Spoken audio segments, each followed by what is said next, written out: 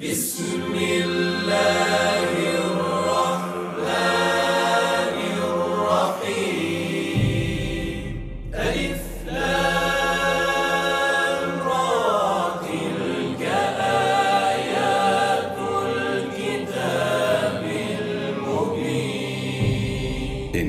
أنزلناه قرآنا عربيا لعلكم تعقلون نحن نقص عليك أحسن القصص بما أوحينا إليك هذا القرآن وإن كنت من قبله لمن الغافلين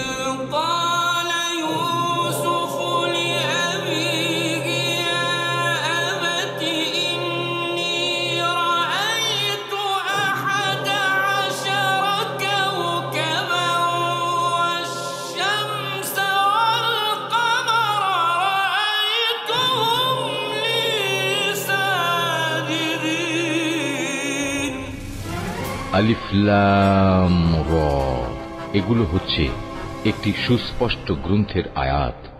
নিঃসন্দেহে আমি একে আরবি কোরআন হিসেবে নাজিল করেছি যেন তোমরা তা অনুধাবন করতে পারো। হে নবী, আমি তোমাকে এ কোরআনের মাধ্যমে একটি সুন্দর কাহিনী শোনাতে যাচ্ছি যা আমি তোমার কাছে ওহী হিসেবে পাঠিয়েছি, অথচ তার আগ পর্যন্ত তুমি এ কাহিনী সম্পর্কে ছিলে সম্পূর্ণ বেখবর লোকদেরই একজন। এটা হচ্ছে সে সময়ের কথা যখন ইউসুফ তার পিতাকে বলল, হে আমার পিতা, আমি স্বপ্নে দেখেছি 11টা তারা, চাঁদ ও সূরজকে আমি এদের আমার প্রতি সাজদাবনত অবস্থায় দেখেছি। একথা শুনে তার পিতা বলল, হে আমার স্নেহের পুত্র, তুমি তোমার এই স্বপ্নের কথা কিন্তু তোমার ভাইদের কাছে বলে দিও না, তারা তোমার বিরুদ্ধে ষড়যন্ত্র আঁটতে শুরু করবে, কেননা শয়তান মানুষের খোলাখুলি দুশমন।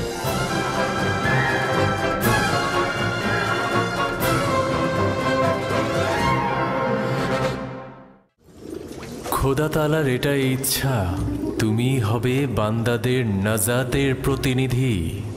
এই কাফেলার সঙ্গে দূরের কোনো দেশে চলে যাবে। তাহলে আমার আব্বাজানের কি হবে? আমি তো তাকে ভালোবাসি। তিনি অবশ্যই তোমার বিচ্ছেদে ধৈর্য ধারণ করবে, এটাই পরবর্তীকারের ইচ্ছা। আর কাফেলাদের কাছে তোমার ঠিকানা গোপন রাখবে।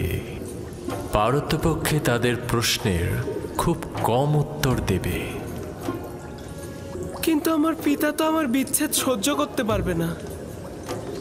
বিচ্ছেদের শোক তো মৃত্যুর শোকের চাইতেও উত্তম। যদি পিতার কাছে ফিরে যাও, তোমার ভাইরা তোমাকে হত্যা করবে। সুতরাং নীরব থাকো, পরবর্তীকারের ইচ্ছার মূল্যায়ন করো।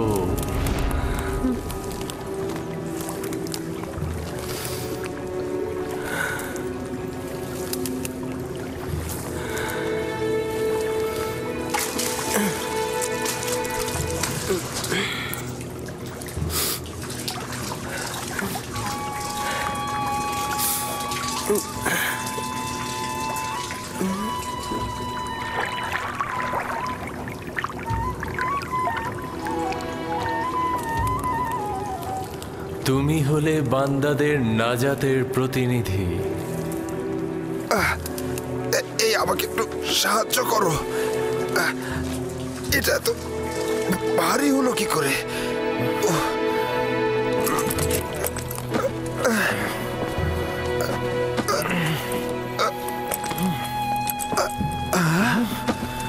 আরে আরে এই বালতির মধ্যে এটা কি? জানাবে মালিক, তুমি কি ফেরেশতা না ইনসান? ওঠো।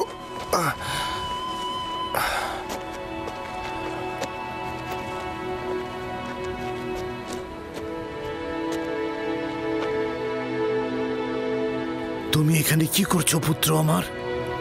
হে খোদা, এত সুদর্শন বাচ্চা আমি এর আগে কখনো দেখিনি। তুমি কূপের মধ্যে কি করছিলে? কারো জন্য অপেক্ষা করছিলে?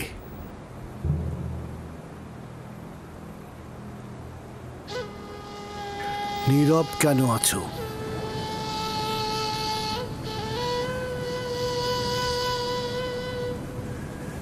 আমার ভাষা বুঝতে পারছো না নাকি ভয় পেয়েছো?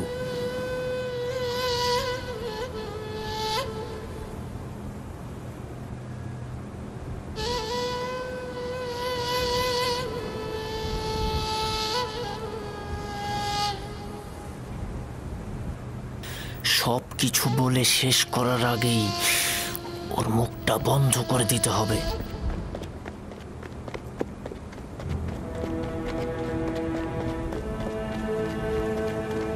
শোনো, আমিও ইব্রানি বংশের সন্তান। তুমি আমাদের দেখে ভয় পেও না বালক।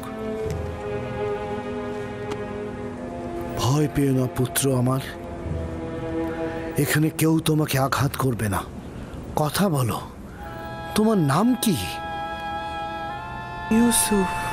কি আশ্চর্য, তাহলে তো তুমি কথাও বলতে পারো। হ্যাঁ, বলো তো দেখি, কোন শহরের অধিবাসী তুমি? কোন গোত্রের? কার সন্তান? আমি বলবো না, আমি চাই না তাদের কাছে ফিরে যেতে। তারা আমাকে পেলে হত্যা করবে। তার মানে তোমার আত্মীয়গণ তোমাকে হত্যা করতে চেয়েছিল? ওরাই আমাকে এই কূপে ফেলে দিয়েছিল। কিন্তু কি করা যাবে, তোমাকে তো ফিরতেই হবে। আমাকে তোমাদের সঙ্গে নিয়ে যাও। আমি বাড়িতে ফিরতে চাই না। তোমার পিতামাতার তাহলে কি হবে? না, আমি পারবো না তোমাকে নিয়ে যেতে। তাহলে আমাকে অনুমতি দাও, আমি এমন জায়গায় চলে যাই যেখানে আমাকে কেউ খুঁজে না পায়।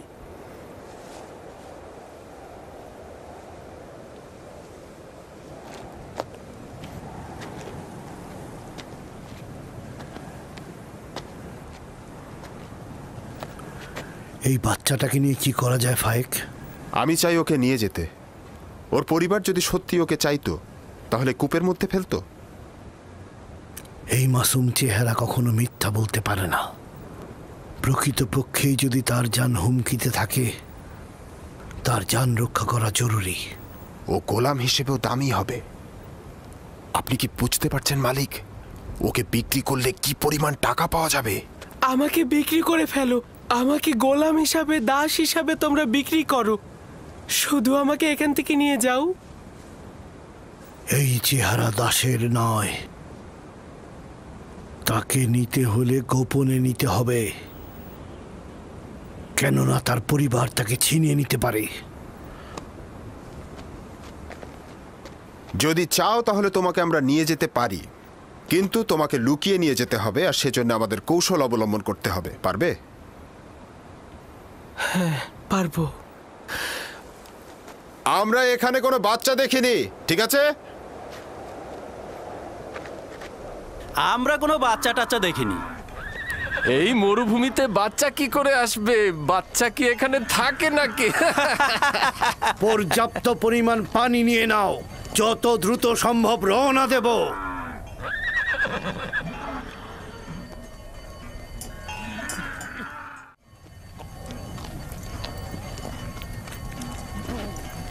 এরা কারা? এরা দস্যু নয় তো? সবাই অস্ত্র নিয়ে প্রস্তুত হও।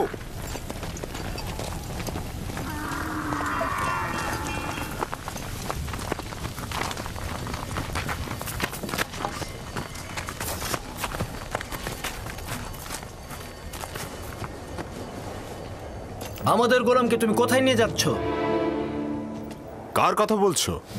যাকে কূপের ভেতর থেকে বের করে এনেছো, যে তোমাদের পেছনে লুকিয়ে আছে।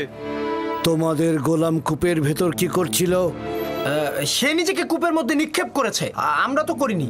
তাকে বাঁচাওনি কেন? আমরা তো তাকে বাঁচানোর জন্যই দড়ি আনতে গিয়েছিলাম। যাই হোক না কেন, সে এখন আমাদের গোলাম। কোনো প্রকারে যদি সে নিজে না চায় তোমাদের সাথে যেতে, তার এইটা করার কোনো অধিকারই নেই। গোলাম তার মালিকের ইচ্ছার অনুগত। যদি সে স্বীকার করে তোমাদের গোলাম, তাহলে যদি স্বীকার না করে তাহলে মনে হচ্ছে নিয়ে যাবে। কাফেলার শক্তির কাছে তোমাদের শক্তি নগণ্য। আমরা ওকে ফেরত দেব না। তোমরা নিজেরাই তাকে জিজ্ঞাসা করতে পারো, সে নিজে থেকেই বলবে সে আমাদের গোলাম।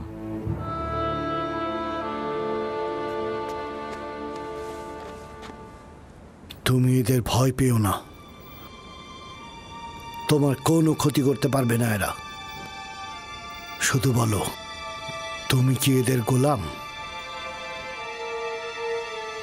আমাকে মিথ্যা বলার শিক্ষা দেওয়া হয়নি।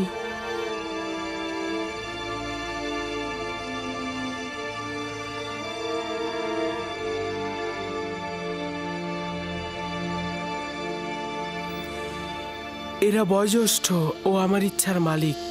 আমি তাদের কিনারায় বড় হয়েছি, তারা আমার অধিবাসী। শুনলে তো, সে নিজেই বলেছে সে আমাদের গোলাম। ওর কথায় এখনো কিছু স্পষ্ট হয়নি। তুমি নির্ভয়ে আমাকে বলো, তুমি কি এদের গোলাম?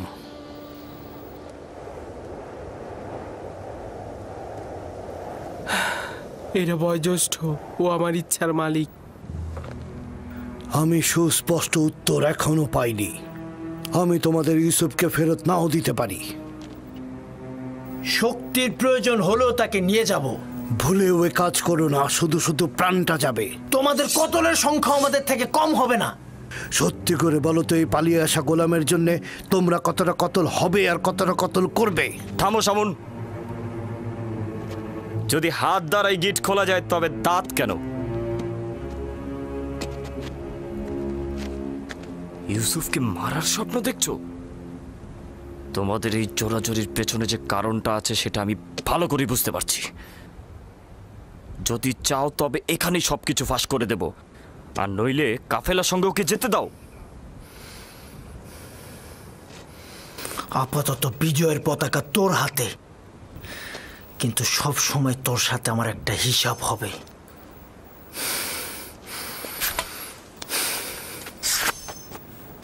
এই গোলামের মালিকানা পাওয়ার জন্যে আমার মনে হয় না কোনো রক্তপাতের দরকার আছে। ইউসুফের মালিক হব কি হব না সেটা পরের ব্যাপার। আপাতত এটা বাদ দিচ্ছি। তুমি কি তোমার মালিকদের সঙ্গে যেতে চাও?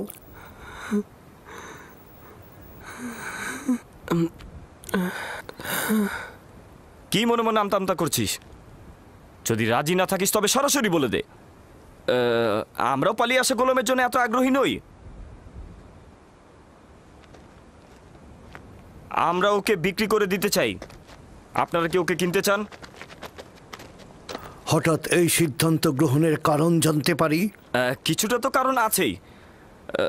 আমরা ওর পিছনে ঘুরতে ঘুরতে ক্লান্ত হয়ে গেছি, সেজন্য। ওর মূল্য কত চাও? 1000 দিরহাম। যদিও এর চেয়ে সে বেশি মূল্যবান, কারণ সে সুদর্শন ও বুদ্ধিমান। 1000 দিরহাম?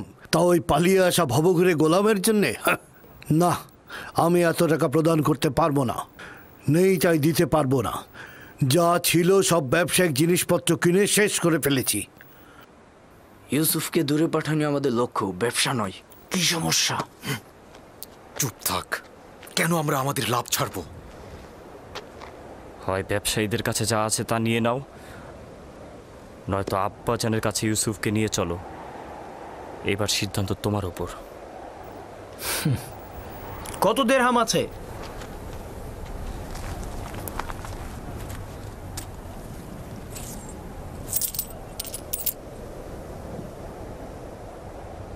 সব মিলিয়ে 18 দিরহাম। জানি ইউসুফের জন্য এটা পর্যাপ্ত নয়। আমাদের এত ইউসুফকে বেশি দামে বিক্রি করার লোভ নেই।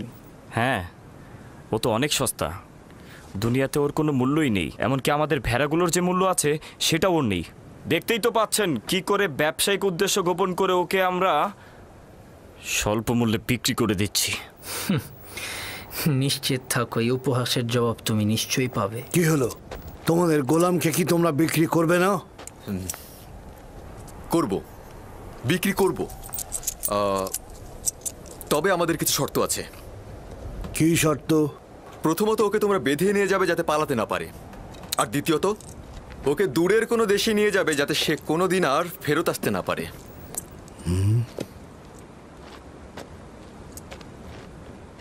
যদি একবারের জন্য তোকে ক্যানানে দেখি আমি, তবে জিন্দা ফিরতে পারবি না।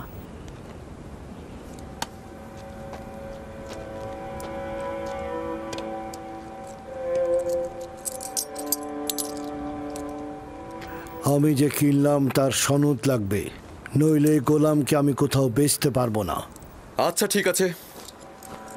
ফালেক, চামড়া ও জওহার নিয়ে এসো।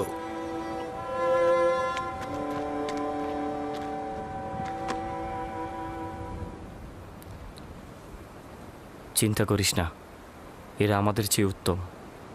তাদের সাথে চলে যা। এখানে অনেক বিপদ আছে। আমাকে ক্ষমা কর, আমি তোর জন্য কিছুই করতে পারলাম না।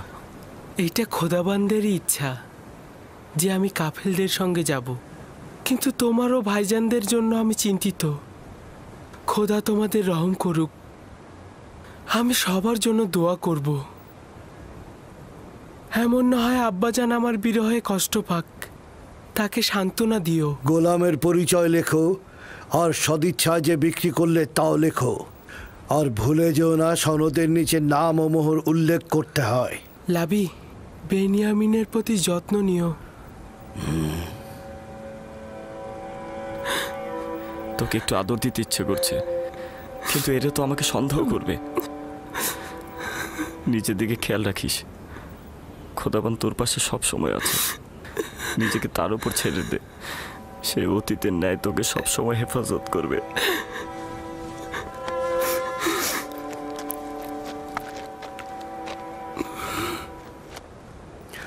গোলামের হাত বেঁধে ফেলো, যদি পালিয়ে যায় তো তুমি দায়ী থাকবে।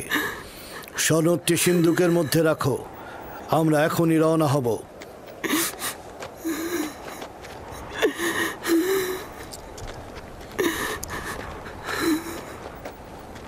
চলো যাই।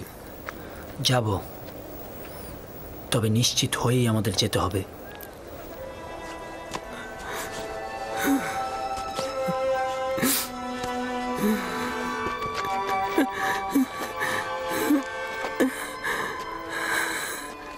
রওনা করো, চলো যাই।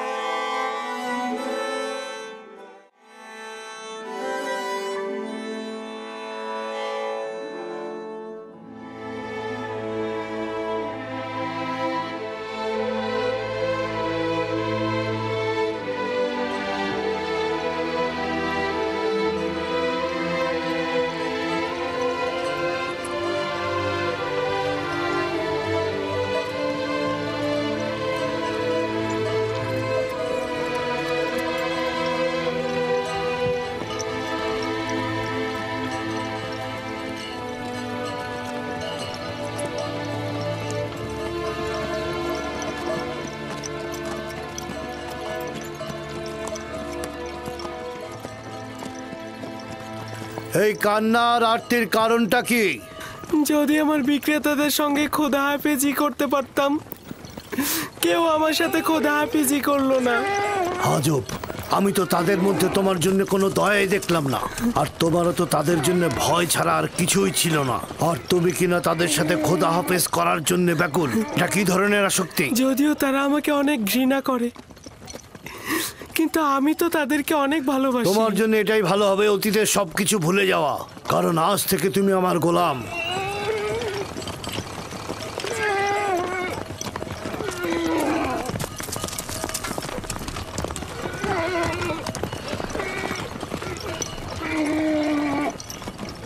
গোলামের বিক্রেতারা আমাদের অনুসরণ করছে না তো?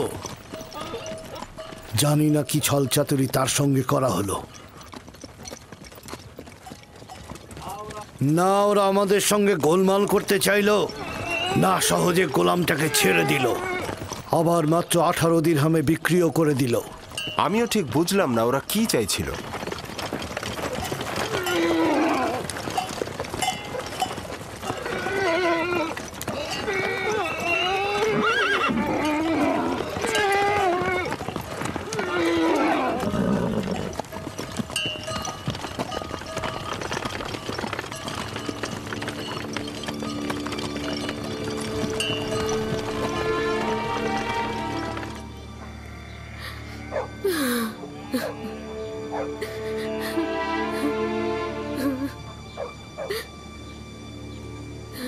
অনুভব করছি ইউসুফের অবস্থা ভালো নয়। বুকের মধ্যে খুবই কষ্ট হচ্ছে আমার।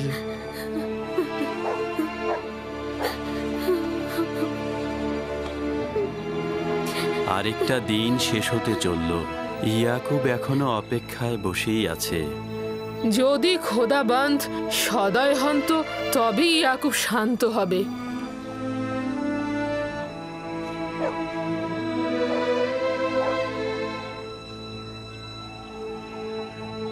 আমার মনে হচ্ছে ঘটনার জন্য আমিই দায়ী। খোদাবন্ধ আমাদের ক্ষমা করুক। আমি শুধু চেয়েছিলাম ইউসুফ যেন নেতৃত্ব না পায়, ও কতল হোক এটা আমি চাইনি।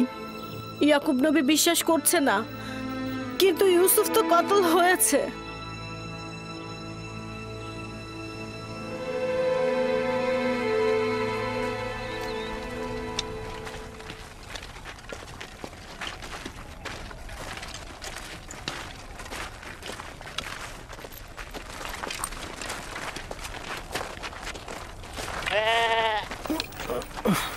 কি হলো?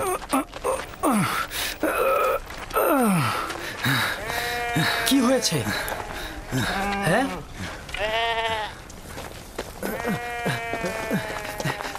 নেকড়ে হামলা করে অনেকগুলো ভেড়া মেরে ফেলেছে। তাহলে তুই এখানে কি করছিলি? মরে গিয়েছিলি?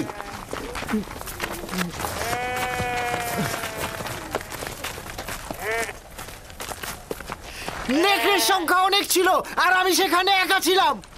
কয়েক দিক থেকে আক্রমণ করেছে, এখানে আমার দোষটা কি? আজ পর্যন্ত নেকড়ে একটি ভেড়াকেও মারতে পারিনি, আজ এমন কি হলো? আরো অনেক কিছু ঘটবে। এখন থেকে আরো অনেক বালা মুসিবতের জন্য অপেক্ষা করো।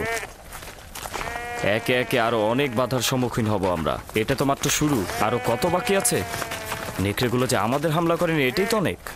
আমি তোর কথা সহ্য করতে করতে ক্লান্ত হয়ে গেছি।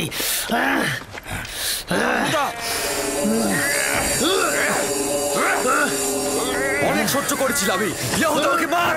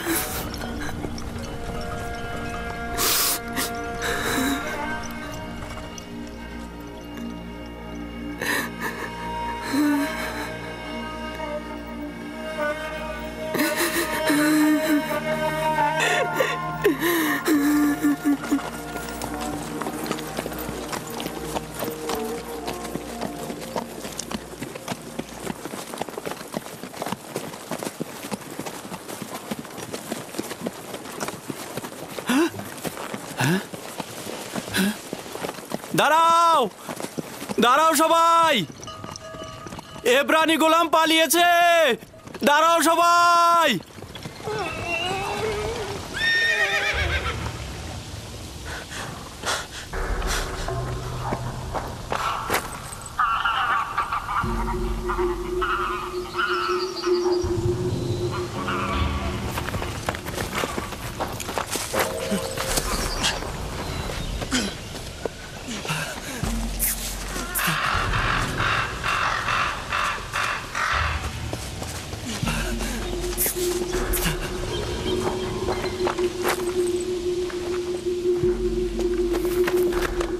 ইউসুফকে দেখেছো? ওই যে ওই বাচ্চাটার কথা বলছি। আমি তো দেখিনি ওকে। কখন নিয়ে আসলে? সঙ্গে করে এনেছিলাম, এখন দেখি ও নেই। তার সাথে তোমার কি কাজ? ফালেক ওকে আমার কাছে অর্পণ করেছিল, এখন যদি হারিয়ে যায় আমাকে কঠিন শাস্তি দেবে।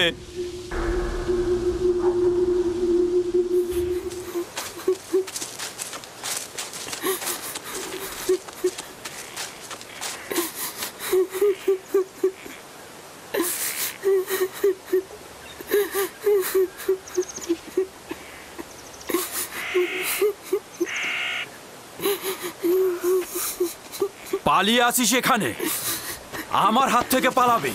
ওঠ, এত বড় সাহস!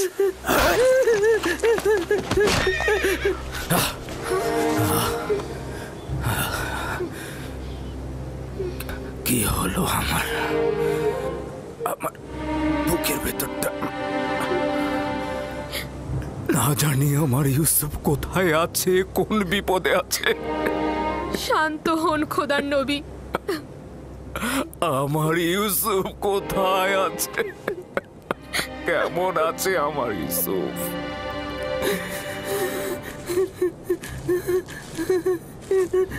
এখন দেখি তুই কি করে পালিয়ে যাস। আমার সবচেয়ে বড় ভুল হয়েছে তোর পা দুটো না বাঁধা। পা বাঁধলে আর তুই পালাতে পারতি না। এখন তোর পা দুটো আমি ভেঙে ফেলবো।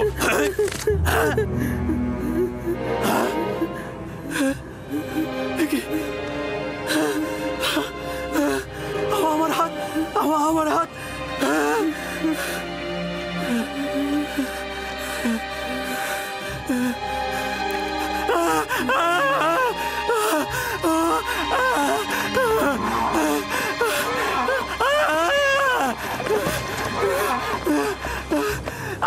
কি হয়েছে তোমার? দেখি দেখি কিভাবে এমন হলো। আমি জানি না কি করে হলো, আমি কিছুই বুঝতে পারছি না। এমনি এমনি তো আর এরকম হওয়ার কথা নয়। ভারী কিছু তুলেছিলে নাকি পাথরে আঘাত করেছিলে? কিভাবে ব্যথা পেলে বলো? কাফেলার পেছনে এসে দেখলাম ওই গোলামটি নেই, তারপরে তাকে খুঁজতে গেলাম, আর তারপরে দেখি ও কবরের পাশে লুকিয়ে লুকিয়ে। ও খুব ব্যথা। আমি রেগে গিয়ে তাকে একবার আঘাত করতে গিয়ে আমার হাতের এই অবস্থা হলো। ওকে আঘাত করার পর এরকম হয়েছে? এত ছোট বাচ্চার কি ক্ষমতা রয়েছে তোমার আঘাত নেবার? চিন্তা করলে না তার কথা তোমার উপর প্রতিশোধ নিতে পারে? ছোট লোক কথা কর। আমরা তো তাকে বিক্রয় করার জন্য নিয়ে যাচ্ছি। এইরকম আঘাত থাকলে আমরা তো কোনো মূল্যই পাবো না। পালিয়েছিলে কেন? আমি পালাইনি, আমার আম্মাজানের মাজার এটা। খোদা হাফেজি করছিলাম।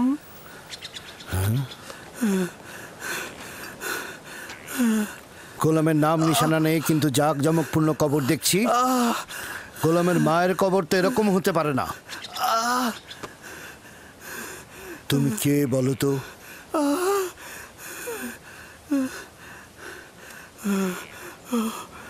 আঘাতটা খুব বেশি লেগেছে না?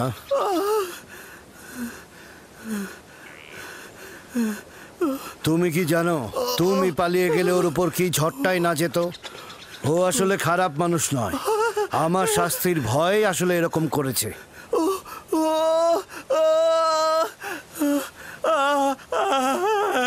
তাকে কি তুমি এখন ঘৃণা করছো?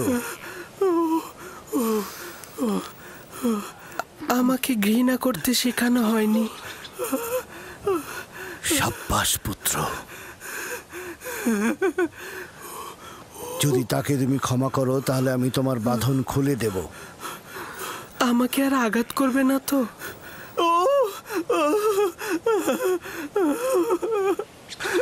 ইব্রাহিমের খোদার কসম, আমি থাকতে আর কেউ কোনোদিন তোমার গায়ে হাত দিতে পারবে না।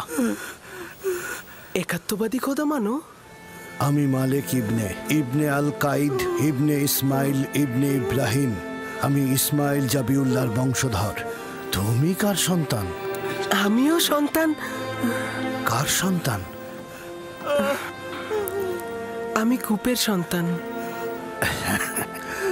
তাহলে বলতে চাচ্ছ না কে তোমার পিতা?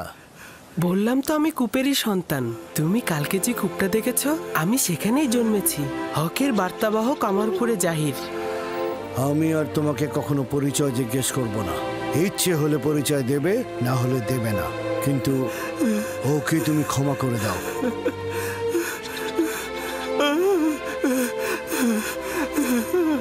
আমি অনেক আগেই তাকে ক্ষমা করে দিয়েছি। সাবাস পুত্র আমার, মায়ের কাছ থেকে বিদায় নাও, আমরা রওনা দেব।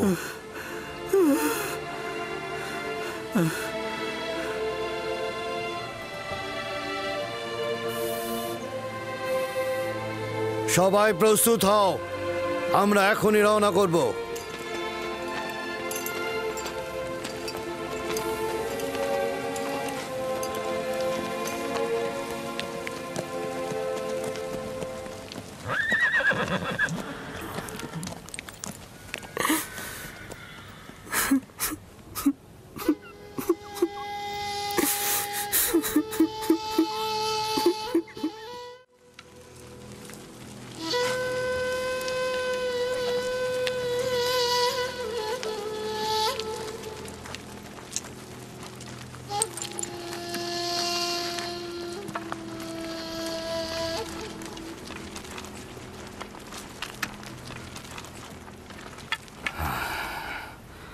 ইউসুফের কোনো খোঁজ পেয়েছো? তার মানে কি ও হারিয়ে গেছে? আপনারা কেন জখম হয়েছেন? এখন থেকে বনি ইসরায়েলেরা না কোনো বরকত কল্যাণ দেখবে, না তাদের জীবনে কোনো সুসংবাদ আসবে। ইউসুফকে যে নেকড়েরা হামলা করেনি তা আমি ভালো করে বুঝতে পারছি। তোমরা জানো ইউসুফ কোথায়।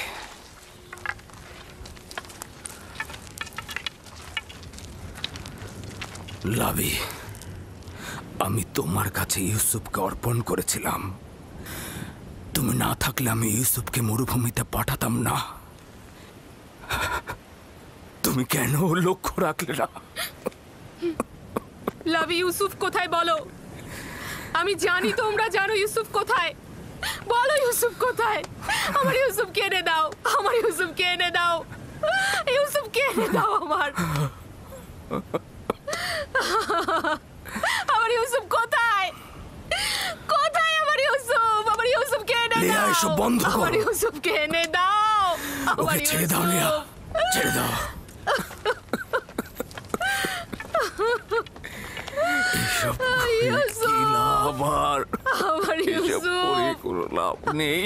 ছেলেটার কিছু বিষয় আমার অদ্ভুত লেগেছে। জানি না তোমরা লক্ষ্য করেছো কিনা। তুফানে পথ হারিয়ে না ফেললে আমরা কিন্তু এ পথে আসতাম না, আর ঘোড়াগুলো যদি কূপের কাছে থেমে না যেত আমরাও থামতাম না, আর যদি তৃষ্ণার্ত না হতাম তাহলে পানীয় উত্তোলন করতাম না। এসব কিছু খোদার ইচ্ছায় ঘটেছে, নইলে এই গোলাম আমাদের নসিবে আসতো না। যা তোমার রিজিকে থাকবে তা তুমি পাবেই, সেটা তুমি চাও বা না চাও। এর মধ্যে আবার কিছু জিনিস আছে যেটা একেবারে তোমার হাতে তুলে দেয়া হবে, যেটা তোমাদের নিজেদের কিসমত, যা খোদাবান্দা স্বয়ং নির্ধারণ করে দিয়েছেন সেটার কাছে পৌঁছতে পারো। খোদা তাআলার অশেষ রহমতে এই সফরে এই গোলাম আমাদের নসিবে ছিল।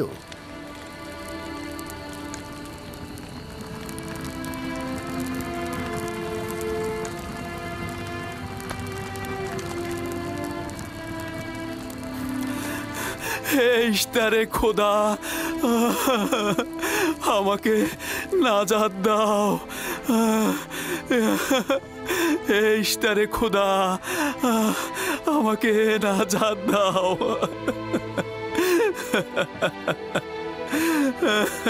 ইশতারে খোদা,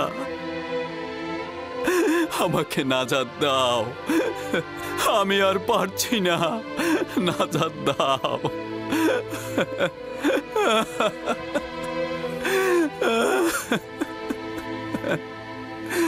নাজাত দাও। ইশতারে খোদা, আমাকে নাজাত দাও।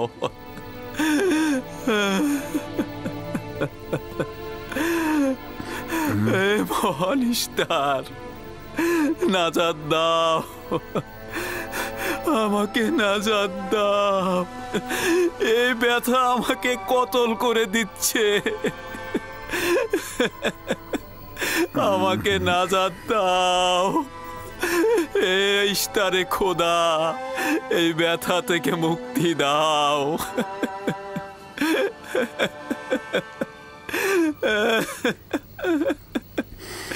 নাজাত দাও, নাজাত দাও।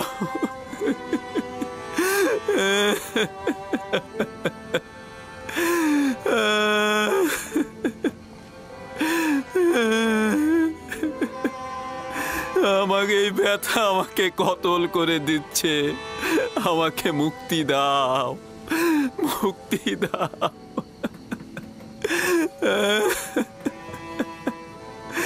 আমাকে নাজাত দাও, আমাকে নাজাত দাও। এইটা আমাকে নাজাত দাও।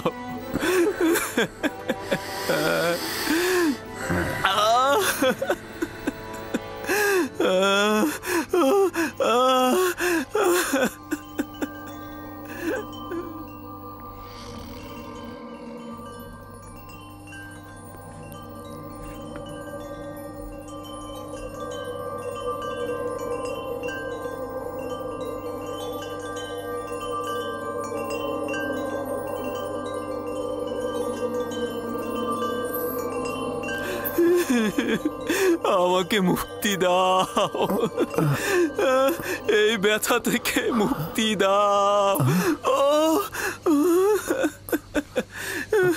এই ব্যথা আমাকে কতল করেছে।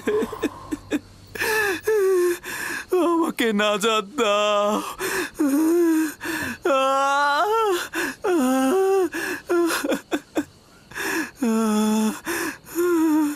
আমাকে নাজাত দাও।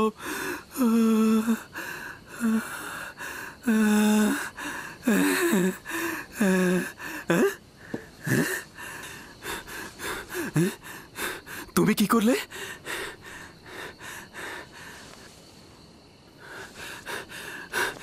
তোমার হাতগুলো আমাকে সাফা প্রদান করেছে। আমি তো কিছুই করিনি, সবাই তো এটাই করে। একটু মালিশ করে দিলেই তো ব্যথার পরিবর্তন হয়। কিন্তু এর আগে জনাব মালিক আমার হাতে কত কিছু দিল, মালিশ করলো। কই, তখন তো ব্যথা কমলো না? এখন তো ব্যথা নেই।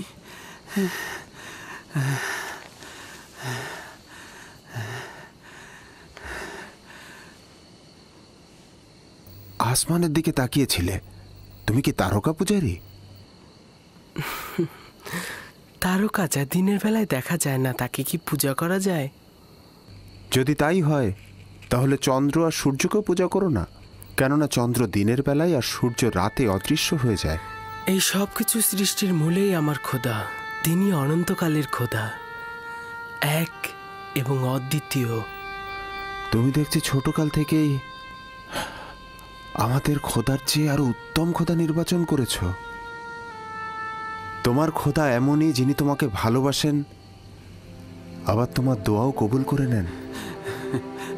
আর এটাও নাকি মাবুদ?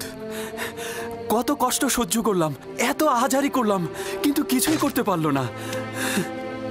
তুমি আমার ব্যথা লাঘব করেছো, আমি তোমার কাছে কৃতজ্ঞ।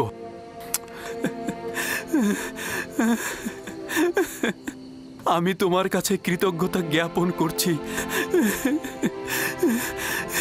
এই কয়েক ঘন্টায় ব্যথায় আমার জান যাবার উপক্রম হয়েছিল। আমি তোমাকে চর মারার জন্য তোমার কাছে ক্ষমা প্রার্থনা করছি। চরটি ভালো ছিল। যদি চর আপনার হেদায়েতের কারণ হয় তাহলে আমি সন্তুষ্ট।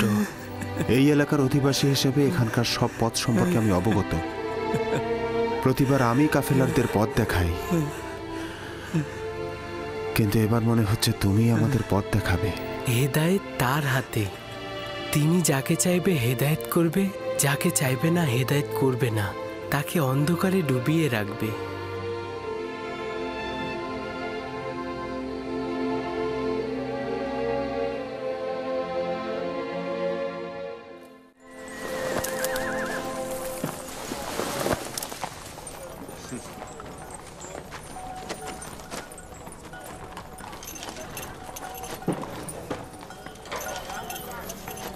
আমি জানি না এই ছেলেটি কে, কিন্তু গত রাতে ওকে দোয়া পড়ে কাশ্মীরকে সাফা দিতে দেখেছি।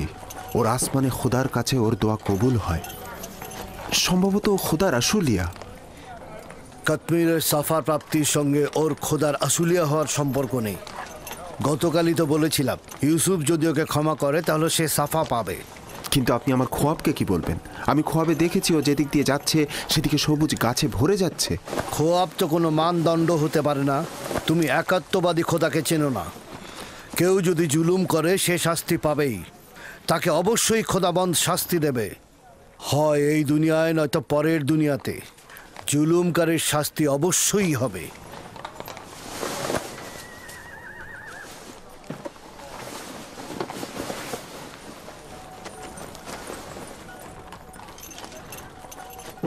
এই অঞ্চলটি সবুজ ও আনন্দময় ছিল, কিন্তু এবছর অনাবৃষ্টিতে আমাদের ফসলগুলো সব ঝুঁকির মুখে। আমি এই অঞ্চলের বাসিন্দা।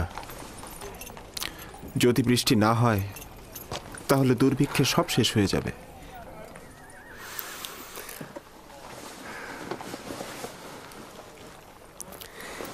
খোদাবান তার বান্দাদের উপরে রহম করবেন। জনাব মালিক, একজন কাফেলার অবস্থা খুবই খারাপ, আপনি একটু দেখবেন।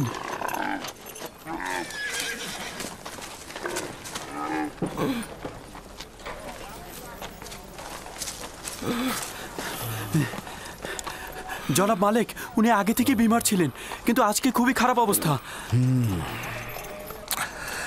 তার অবস্থা তো সত্যিই অনেক খারাপ।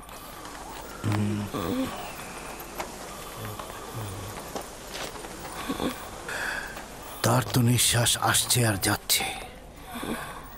এই যাত্রায় তো মনে হয় না আর টিকবে। কিন্তু উপায় কি? তাকে এভাবে ফেলে রেখে তো আমরা যেতে পারি না। গতিময় বিছানা তৈরি করো আর সেটা গাধার পিঠে বেঁধে দাও। গাধায় কাফেলাকে অনুসরণ করবে। আপনি ভালো হয়ে যাবেন বাঁচা মরা খোদার হাতে।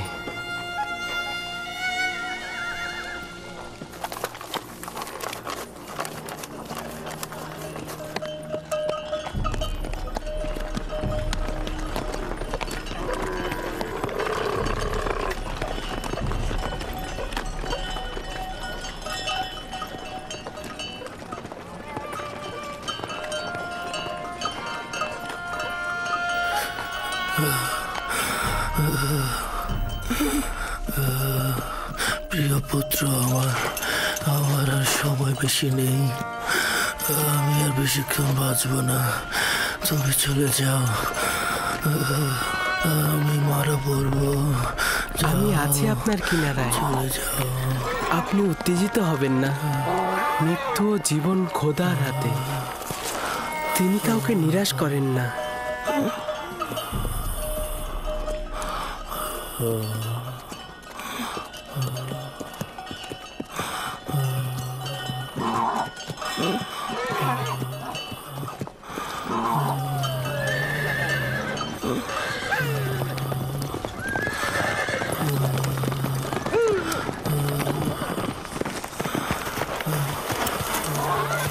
তুমি রোগীর সঙ্গে সঙ্গে কেন হাঁটছো?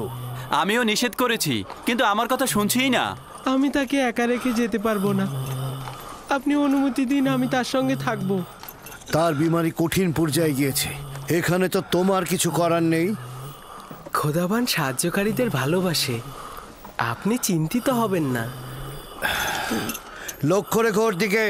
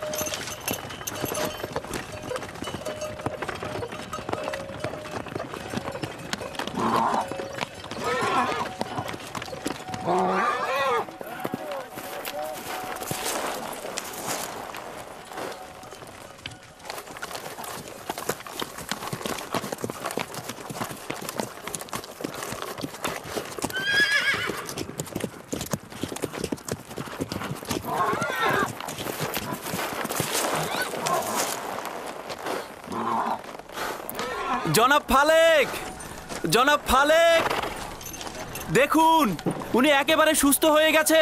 উনি মৃত্যুর কোল থেকে নাজাত পেয়েছেন। দেখুন কি অদ্ভুত ঘটনা, উনি একেবারে সুস্থ হয়ে গেছেন। আপনি সত্যিই সুস্থ?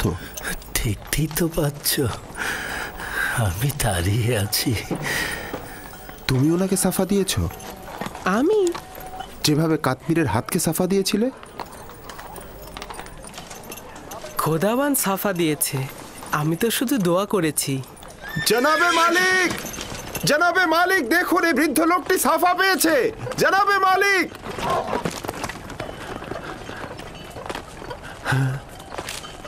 আচ্ছা, তুমি এই বিমার লোকটির সাথে থাকার জন্য কেন জোরাজুরি করছিলে? আমিও তোমার মতো পথ প্রদর্শক। ভালো প্রদর্শক সেই যে সুস্থভাবে কাফেলারদের মাকসাদে পৌঁছে দেয়।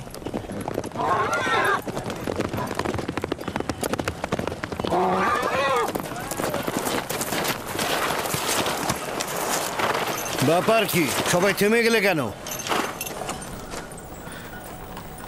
ইউসুফ আমাকে বলল এই গতিময় বিছানা থেকে নেমে এসো। আমি নেমে আসলাম। তুমি তো দেখতেই পাচ্ছ আমি এখন সম্পূর্ণ সুস্থ।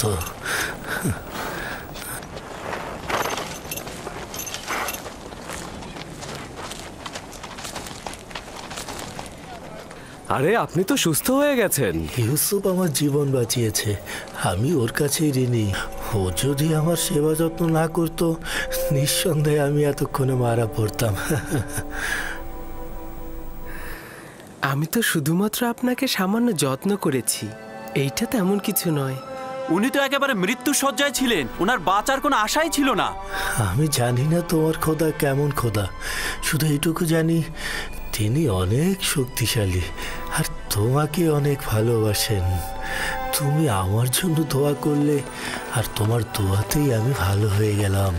তোমার খোদা তোমার দোয়া কবুল করে আমাকে সুস্থ করে দিলেন।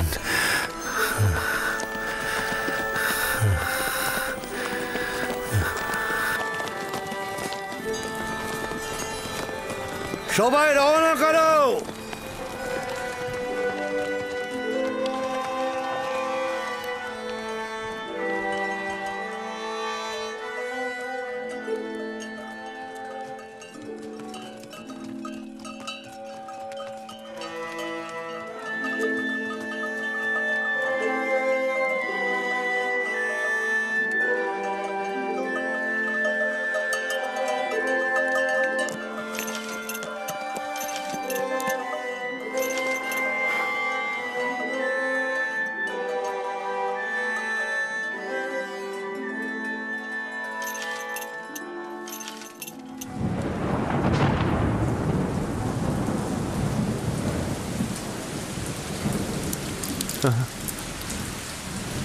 এই বৃষ্টি নিশ্চয়ই ইউসুফের ওসিলাই হচ্ছে।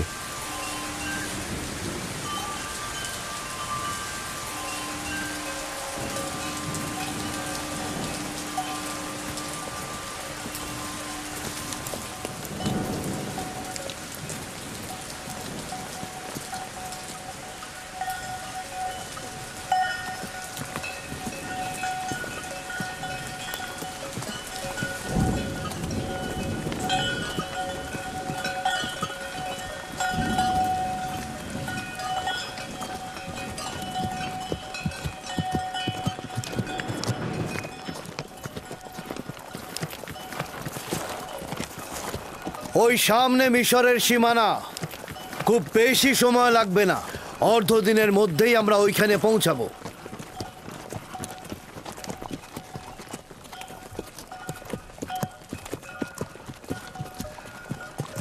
এখন পর্যন্ত যে আসলাম সীমান্ত রক্ষিত দেখিনি। কেনান, হেজাজ সহ এই সকল এলাকায় গোত্রভিত্তিক প্রশাসন ব্যবস্থা রয়েছে। এদের আয়তন এবং সীমানা সুনির্দিষ্ট নয়, কিন্তু মিশর প্রাচীন সভ্যতার অধিকারী এবং সুশৃঙ্খল সামরিক বাহিনীর অধিকারীও বটে। তবে সীমান্তের অধিকাংশ জায়গাতেই এদের প্রহরী রয়েছে। মিশরের ফেরাউন পৃথিবীর সর্বাপেক্ষা শক্তিশালী শাসক।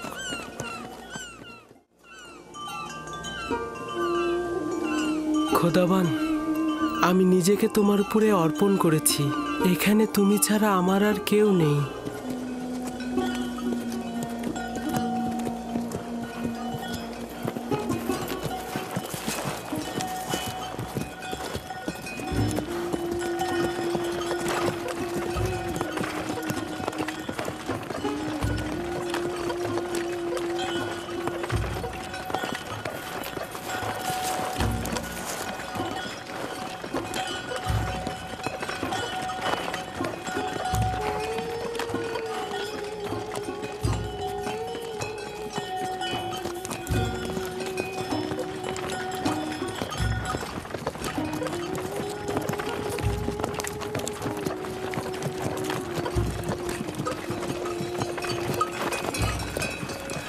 এটাই হচ্ছে মিশরের সীমান্ত।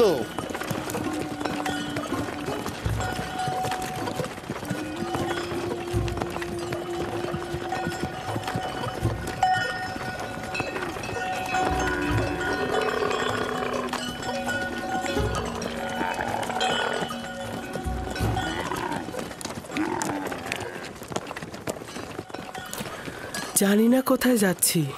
এই অজানা গন্তব্যে খোদা তাআলা তুমি আমার সহায়।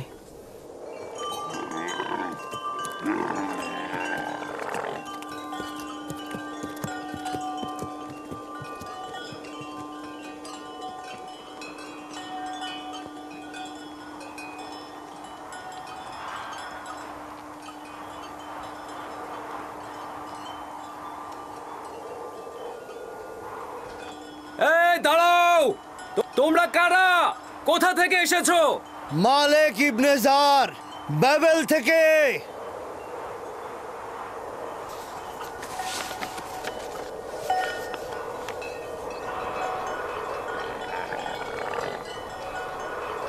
তোমরা যেতে পারো। চলো।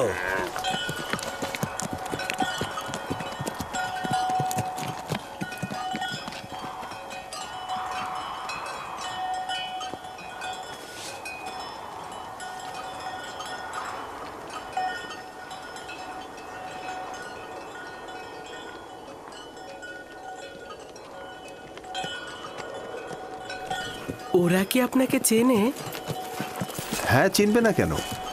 আমরা অনেক বছর ধরেই মিশরে ব্যবসার কাজে যাই। মিশর অনেক প্রাচীন আর সুসভ্য দেশ। শাম আর ক্যানানের সাথে মিশরের পার্থক্য অনেক।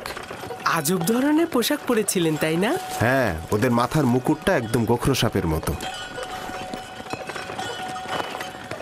এটা সর্পের ভূমি বলে প্রসিদ্ধ। মিশরবাসীদের ধারণা যে একটা আজদাহা সাপ এই ভূমিকে রক্ষা করে চলেছে।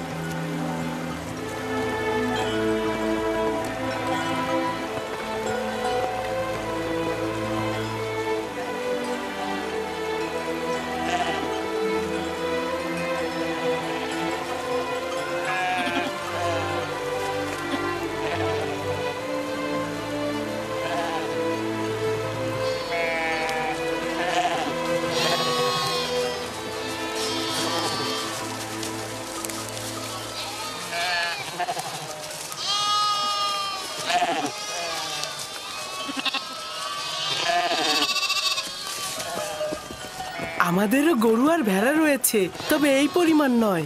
এরা অনেক সম্পদশালী, না? এই যত সবুজ ফসলি জমি আর পশুর পাল দেখছো, সবকিছুর মালিক ওদের দেবতা আমুন। মানে আসলে মন্দিরই এগুলোর মালিক। বাকিটার মালিক ওদের রাজা আমুন হতে। এখানে জনগণের নিজের কোনো সম্পত্তি নেই। তার মানে মিশরের খোদার গরু আর ভেড়া রয়েছে? সবকিছু ওই খোদারই, কোনো আপত্তি নেই তো? প্রকৃত খোদা তিনি, যিনি সবকিছু সৃষ্টি করেন, কিন্তু নিজের জন্য নয়।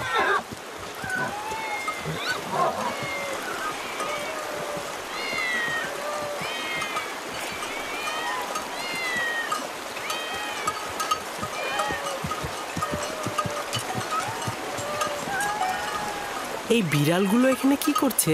এই শহরের লোকদের খোদা হলো বিড়াল। এটাই এই শহরের মন্দির, শহরের ঠিক মুখে। এই শহরের মানুষ বিড়াল খুব ভালোবাসে।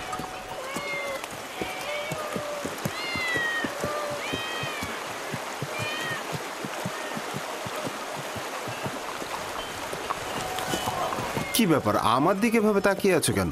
আমি কিন্তু বিড়াল পূজারী নই।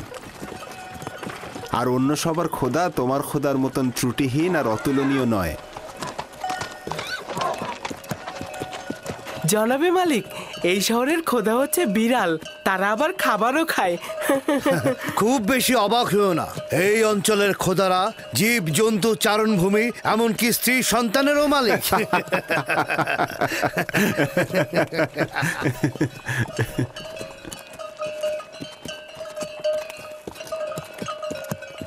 তার মানে মিশরে একাত্মবাদী খোদার ইবাদত হয় না? এখানে এক খোদার ইবাদত অপরাধ। তুমি কখনো এক খোদার কথা কাউকে বলবে না, আর ভুলেও কখনো এদের খোদাকে তিরস্কার করবে না, তাহলে কিন্তু রক্ষা পাবে না।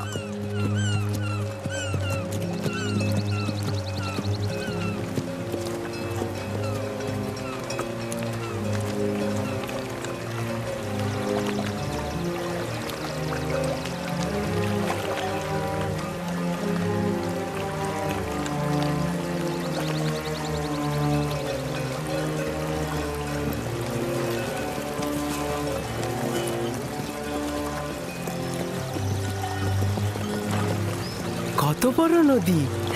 এটা কি নীল নদ? এটা ছোট নীল, নীলেরই একটা শাখা।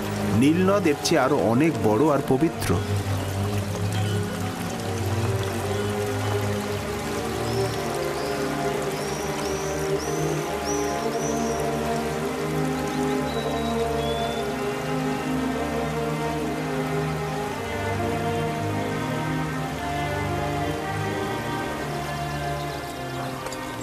কেন পবিত্র?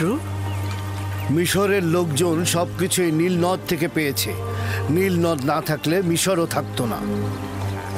তবে এখনো কেউ এই নীলের সূচনা স্থল দেখেনি। বলা হয় মিশরের খোদা এর উৎপত্তি স্থলটা জানেন। এই নদী দক্ষিণ দিক থেকে উত্তরে প্রবাহিত হয়েছে এবং ভূমধ্য সাগরে গিয়ে মিশেছে। আমরা এখন উত্তর থেকে দক্ষিণে প্রাচীন শহর টেবসের দিকে যাচ্ছি। তেবস আমন খোদার শহর।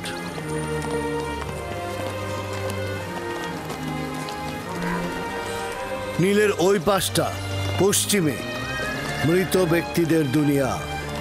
ওই যে বড় পিরামিডগুলো মিশরের ফেরাউনের সমাধি। এটাকে মমফিস বলা হয়। এই জায়গা থেকে নীল নদ বিভিন্ন শাখা প্রশাখায় বিভক্ত হয়েছে।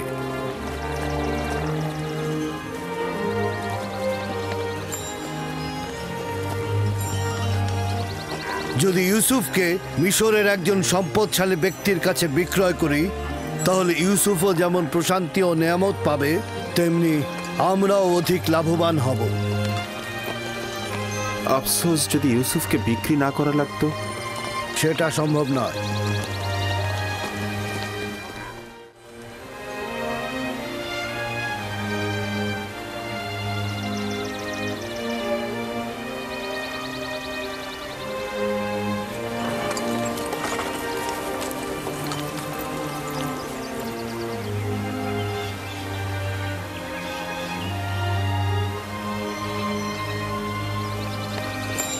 আমরা দক্ষিণের দিকে যাব। সম্মুখে একজন মৃত ব্যক্তির সমাধি দেখা যাচ্ছে। ওই যে পশ্চিম দিকে দেখো। এই নৌকাটি মিশরের প্রাচীন ঐতিহ্যের প্রতীক। কোনো সম্ভ্রান্ত ব্যক্তি মারা গেলে এইভাবে নৌবহর সাজিয়ে নদী পরিভ্রমণ শেষে নির্ধারিত স্থানে তাকে সমাহিত করা হয়। ওই যে দূরে অনেকগুলো দরজা দেখছো, ওটা এই নগরীর প্রধান ফটক। আমরা ওই পথ দিয়ে প্রবেশ করব।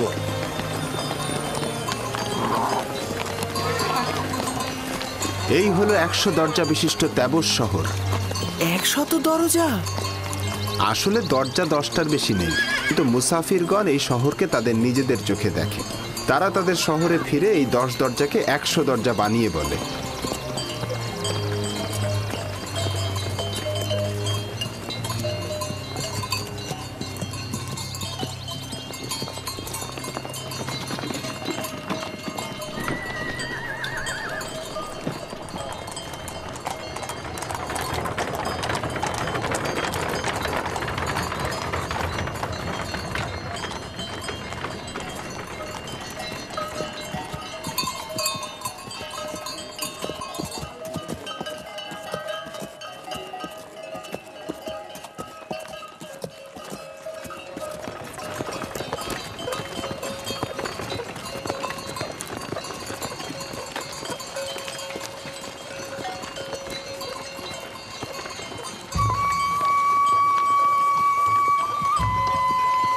মালিক ইবনে জার, বাবেল থেকে।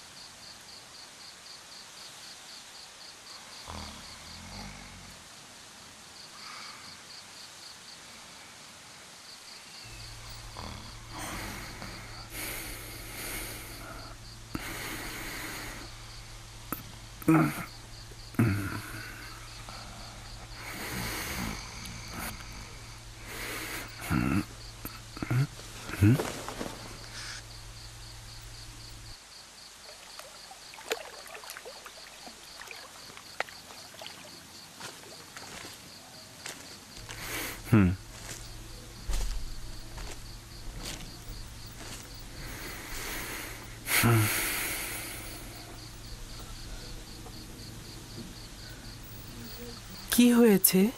কেন ঘুমাচ্ছেন না? আমার ভয় লাগছে তুমি পালিয়ে যাবে।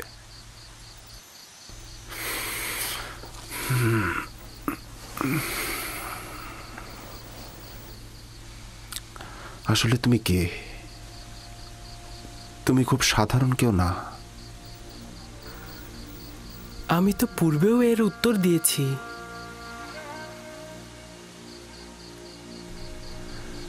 আমার খোদা তোমার খোদার থেকে দুর্বল আর অক্ষম। তোমার খোদার সম্পর্কে বলবে?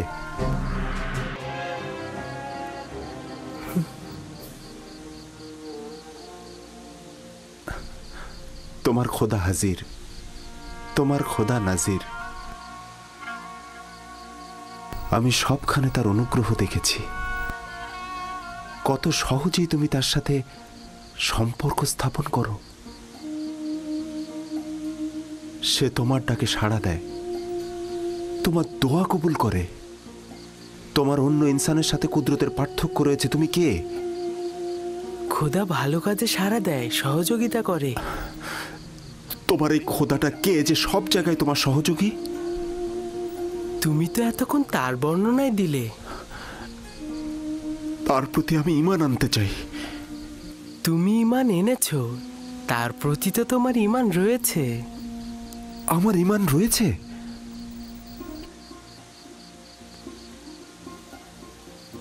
তুমি আমার খোদাকে সবখানে হাজির দেখেছো, তাকে সব কর্মে শক্তিশালী জানো। তোমার দৃষ্টিতে সে সকলের আশ্রয়দাতা, উত্তরদাতা। নিজের খোদাকে তুমি দুর্বল ও অক্ষম আখ্যায়িত করেছো, এগুলোই ঈমান। তার মানে আমিও তোমার মতো এক খোদার ইবাদতকারী? কাশ্মীরের ছাপা পাওয়ার রাতেই তুমি ঈমান এনেছিলে। আমি তো তোমার কথা শুনে বুঝতে পেরেছিলাম। তুমি কে? সত্যি করে বলো, তুমি কে? তুমি আমাদের সম্পর্কে এত অবগত? তোমাকে তোমার এক খোদার কসম, সত্যি করে বলো তুমি কে? বলো। কসম দিও না, বলার অনুমতি নেই আমার। আমার ইচ্ছায় কিছুই হচ্ছে না, সবকিছু খোদা তাআলার ইচ্ছাই হচ্ছে। এবং সেই পবিত্র ইচ্ছা পূরণের জন্যই তিনি আমাকে মিশরে এনেছেন। পবিত্র ইচ্ছা? আমাকে কিছুটা তো বলো। আমি জানি না, ভবিষ্যতে অবশ্যই জানবেন। আমি চাই না মালিক তোমাকে বিক্রি করুক। আমি অবশ্যই বাধা দেব। খোদাবান সব বিষয়ে অবগত। যদি তিনি আমাকে গোলাম হিসেবে চান, আমি রাজি।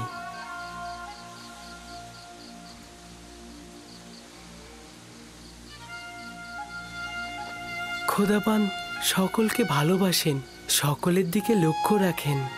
এখনো বলবে না তোমার পিতার নাম? আপনাকে বলেছি তো, আমি কূপের সন্তান। যে কূপ থেকে তোমাকে বের করেছি? ঠিক আছে, বলো না। একদিন তো অবশ্যই জানতে পারবো।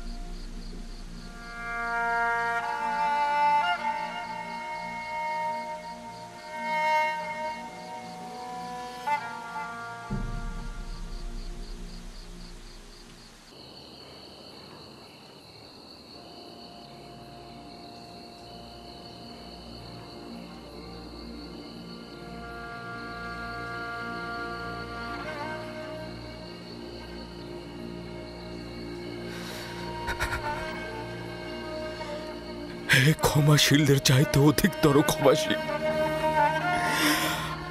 আমাকে যে হাদিয়া প্রদান করেছিলে তা ফিরিয়ে নিলে কেন?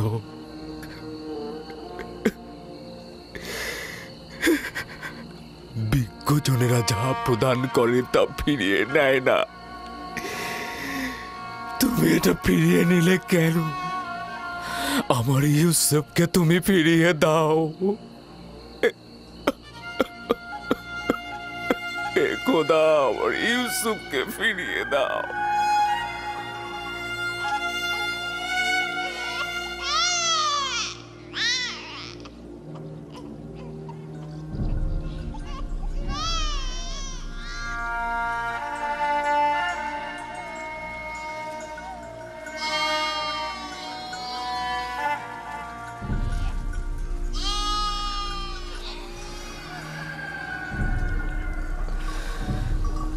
যেখানেই থাকো নিজের হেফাজত করো।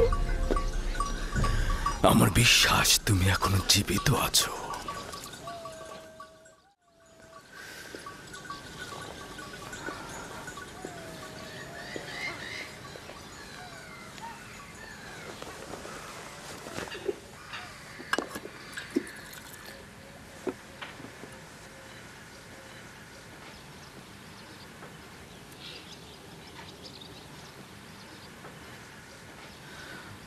আর একবার তোমার পুত্রদেরকে জিজ্ঞেস করো ইউসুফের সাথে তারা কি করেছে।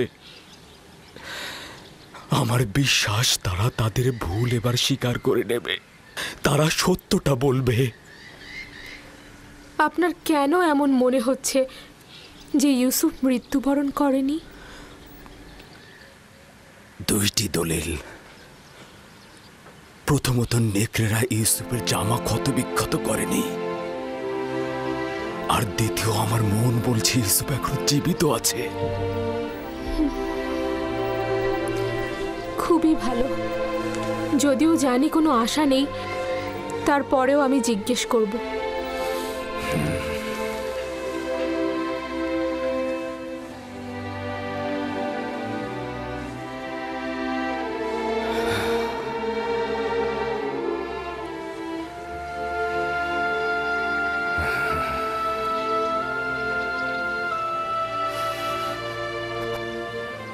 আমি চাই তারা তাদের ভুল স্বীকার করে তওবা করুক।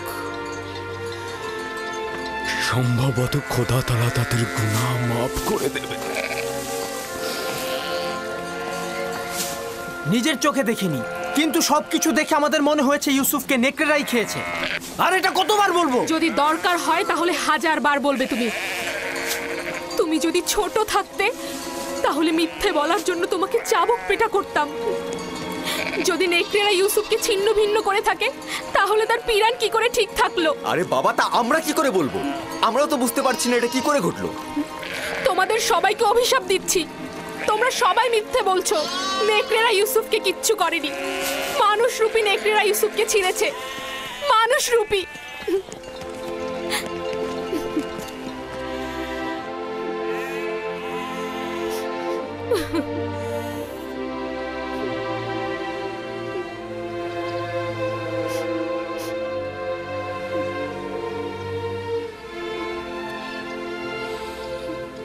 আমি জানি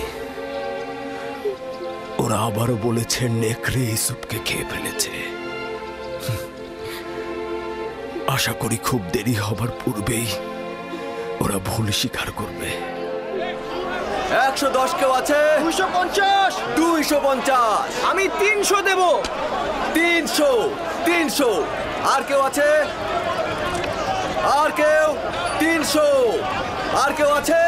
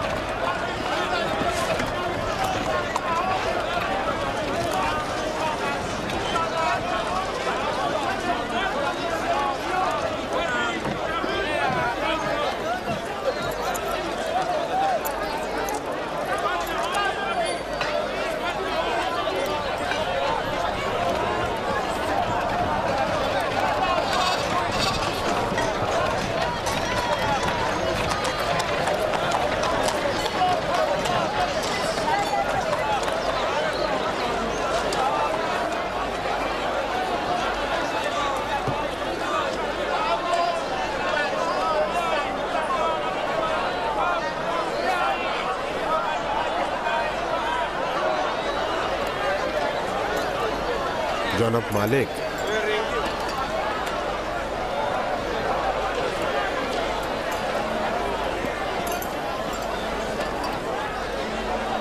ওকে বিক্রি করবেন না।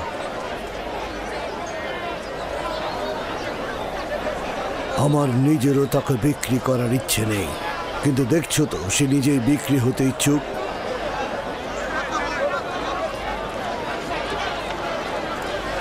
এই গোলামটার মূল্য কত? আমি দাস বিক্রি জানি না, কিন্তু এটা জানি যে সে খুবই সুদর্শন এবং মেধাবী। সে শিক্ষিত, সেই জন্য তার মূল্য অনেক উচ্চতর হয়েছে। আমি তাকে সস্তায় বিক্রি করব না। সে কিন্তু মন্দিরের জন্য খুব ভালো খেদমতকার হবে।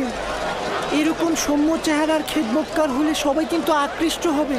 ওকে আমাদের খরিদ করতেই হবে। 50 থেকে শুরু করি, কি বলেন? 50 দেবন দেব, বিক্রি করবে? তার মূল্য এর চাইতে অনেক বেশি জনাব। 100 দেবন দেব। এর থেকেও বেশি প্রাপ্য।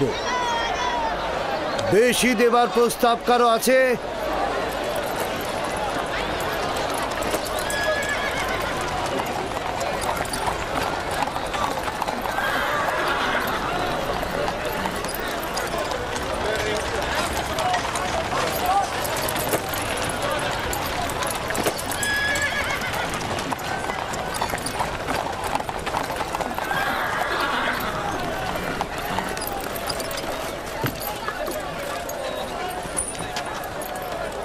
এই দাসগুলোকে দেখুন, এরা কম খায় কিন্তু বেশি কাজ করে। জনাব পুতিফারকে অভিনন্দন। খোশ আমদেদ, খোশ আমদেদ। জনাব, এই দাসগুলো খুবই শক্তিশালী। দুটো ঘোড়ার কাজ একাই করে দেবে। কেমন দাম এদের? আগে দেখুন না, ভেড়ার মতন শান্ত। 300 দেবন দেবেন? 100 করে পাবে। কি বলছেন জনাব? 100 দেবন অনেক কম হয়ে যায়। দেখুন কি সুন্দর চেহারা। আচ্ছা ঠিক আছে, আপনি 200 দেবন দেবেন। যতই কথা বলো, 100 দেবনের বেশি তুমি পাবে না। জনাব একটু বিবেচনা করুন। ঘোড়ার মতন শক্তিশালী, ভেড়ার মতন শান্ত। আমি তোমাকে বলেছি বিক্রয় না করতে চাইলে রেখে দিতে পারো। কি বলছেন জনাব? বাচ্চাটা কিন্তু অনেক সুদর্শন, কি বলো, তাই না? হ্যাঁ, সামর্থ্য থাকলে কিনে নিতাম। আচ্ছা ঠিক আছে, ঠিক আছে। এইগুলোকে গাড়িতে তোলো, তাড়াতাড়ি গাড়িতে তোলো। জনাব, আপনি যে 200 বললেন, এটা কিন্তু একদম শান্ত, ভেড়ার মতন শান্ত, ঘোড়ার মতন শক্তিশালী। এরকম দাস আপনি কোথাও পাবেন না। তবে কি জানেন জনাবে আলী, 200 করে বিক্রি করলেও কিন্তু আবার লোকসানি থেকে যায়। কিন্তু জনাব পুতিফার যখন এসেছেন তখন আমি 200 করেই দেব। দুশ্চিন্তাগ্রস্ত হয়েও না ইউসুফ, আজ এরাই তোমার খরিদ্দার। হতে পারে তুমি একদিন এদের সবার খরিদ্দার হবে। এরা আমার কাছে কি চায়? এখানে কেন ভিড় করেছে? সৌন্দর্য সকলের অস্তিত্বে বিদ্যমান, কিন্তু বোধগম্য নয়। তুমি ইনসানের সকল রত্ন প্রদর্শন করেছ।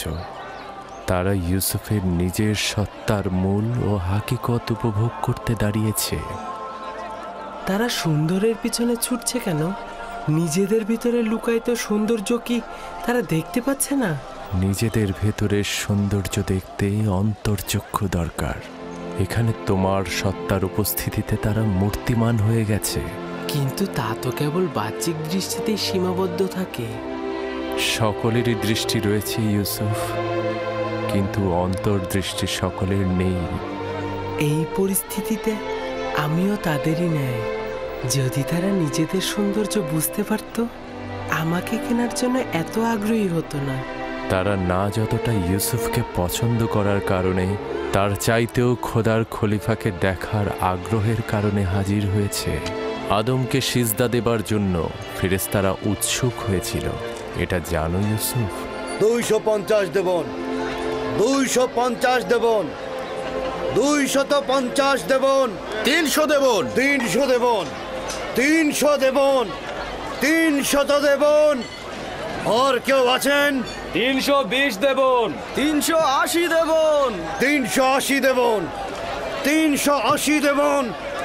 আর কেউ আছেন? 380 দেবন। আমি 400 দেবন দেব। এর চেয়ে বেশি দাম কে দিতে পারবে? কেউ কি চায় প্রস্তাব রাখতে এর চেয়ে বেশি দেবার? দেখতে শান্ত হলো, কিন্তু এরা অনেক শক্তিশালী। একাই এক গাড়ি লোহা টেনে নিয়ে যেতে পারে। এটা কেউ নিয়ে যাও। খুব ভালো নির্বাচন করেছেন, 3টা দাস নিয়েছেন না? আচ্ছা ঠিক আছে, আপনি 600 দেবন দেবেন। অনেক জিতে গিয়েছেন কিন্তু।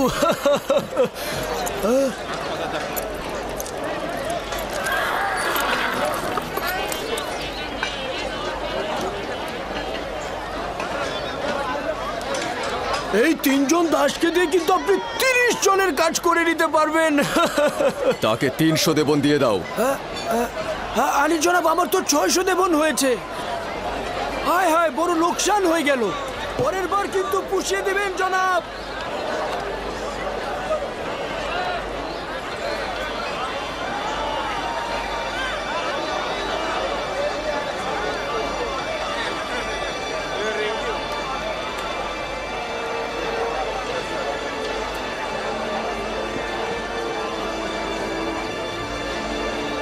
রওনা দাও।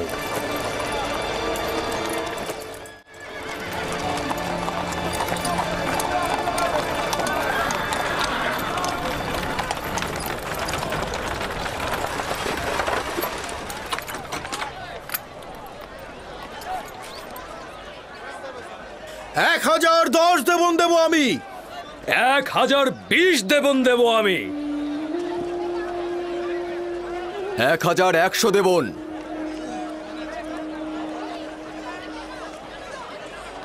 পুতিফার নিলামের ময়দানে অংশগ্রহণ করেছে, এখন কি করব?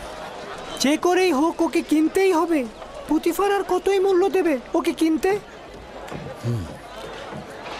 আমি ওর জন্য 1200 দেবন দেব। ওকে কিনতে 1300 দেবন দেব আমি। 1300 দেবন উঠেছে। এর চেয়ে বেশি কি কেউ দিতে চায়? যতটা মূল্য আমরা হেঁকেছি তা দিয়ে কিন্তু 10টা গোলাম কেনা যেত। কিন্তু পুতিফারকে যে করেই হোক আমাদের কিন্তু হারাতেই হবে। 1500 দেবন দেব আমি। 1500 দেবন দেবেন উনি। কেউ গিয়েছেন এর মোকাবেলা করার? কি লজ্জার ব্যাপার, মনে হচ্ছে যেন আসবাবপত্র ক্রয় বিক্রয় হচ্ছে।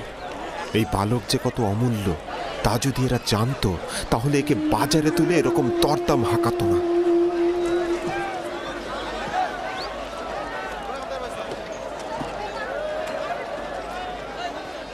$2000 দেবন। আমি দ্বিগুণ বলছি। তার মানে তো 3000।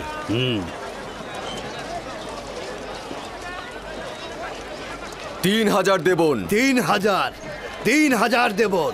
জনাব পুতিফার সেনাবাহিনীর প্রধান, তিনি মিশরের সম্ভ্রান্তদের একজন। তিনি 3000 দেবন প্রস্তাব রেখেছেন। জনাবে পুতিফার 3000 দেবন প্রস্তাব রেখেছেন। কার এত ক্ষমতা আছে যে জনাব পুতিফারের সাথে প্রতিযোগিতায় নামে? আপনাকে মোবারকবাদ, এখন থেকে এই গোলামের মালিক আপনি। আপনাকে এই নিশ্চয়তা দিচ্ছি যে একজন পরিপূর্ণ শিক্ষিত এবং আদব কায়দা জানা একজন গোলাম কিনেছেন। অনেক সৌভাগ্য, কল্যাণ এবং বরকতময় গোলাম। এই গোলাম জনাব পুতিফারের কাছে বিক্রয় করা হলো।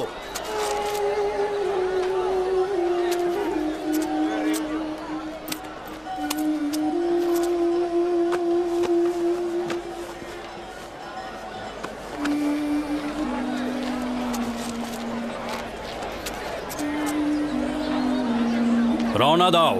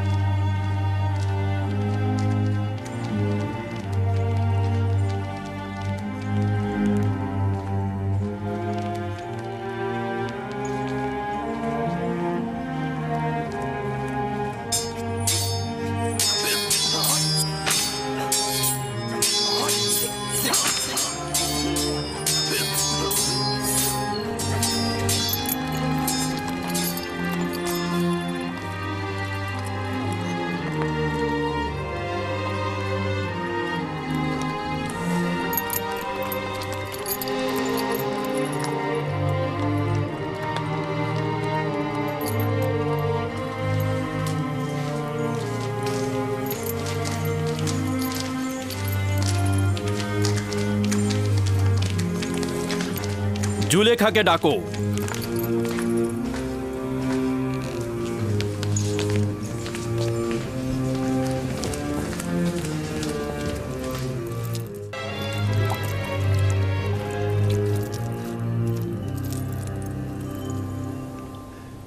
জনাবে আলী, এই অদ্বিতীয় মুক্তটাকে কোথা থেকে নিয়ে এলেন? কিনে এনেছি, তাও আবার অনেক বেশি মূল্য দিয়ে। যত মূল্য দিয়ে কেনেন না কেন, তারপরে কম হয়েছে। ও তো নির্বোধ যে হীরকটাকে বিক্রি করেছে। তাকে তো মৃতদের দেশে পাঠিয়ে দেওয়া উচিত। সকলে গোলাম বিক্রি করে স্বর্ণ জহরত হাতে পাবার জন্য, কিন্তু ওই নির্বোধ এই গোলামকে বিক্রি করে কি পেয়েছে? কিছুই পায়নি। আফসোস। আপনি মহানুভব, আমি গোলাম ছাড়া কিছুই নই। পুতিফার প্রাসাদে খোশামদের পুত্র আমার। কৃতজ্ঞতা জ্ঞাপন করছি জনাবে আলী। আসতে না আসতে একেবারে হইচই ফেলে দিলেন। আমাকে জরুরি তলব করার কারণ জানতে পারি কি? এই হাদিয়া তোমার পছন্দ হয়েছে?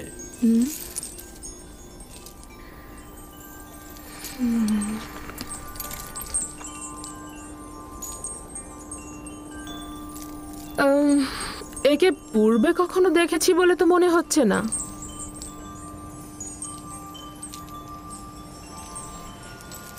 স্বপ্নে হয়তো বা কোথাও তাকে দেখেছিলাম।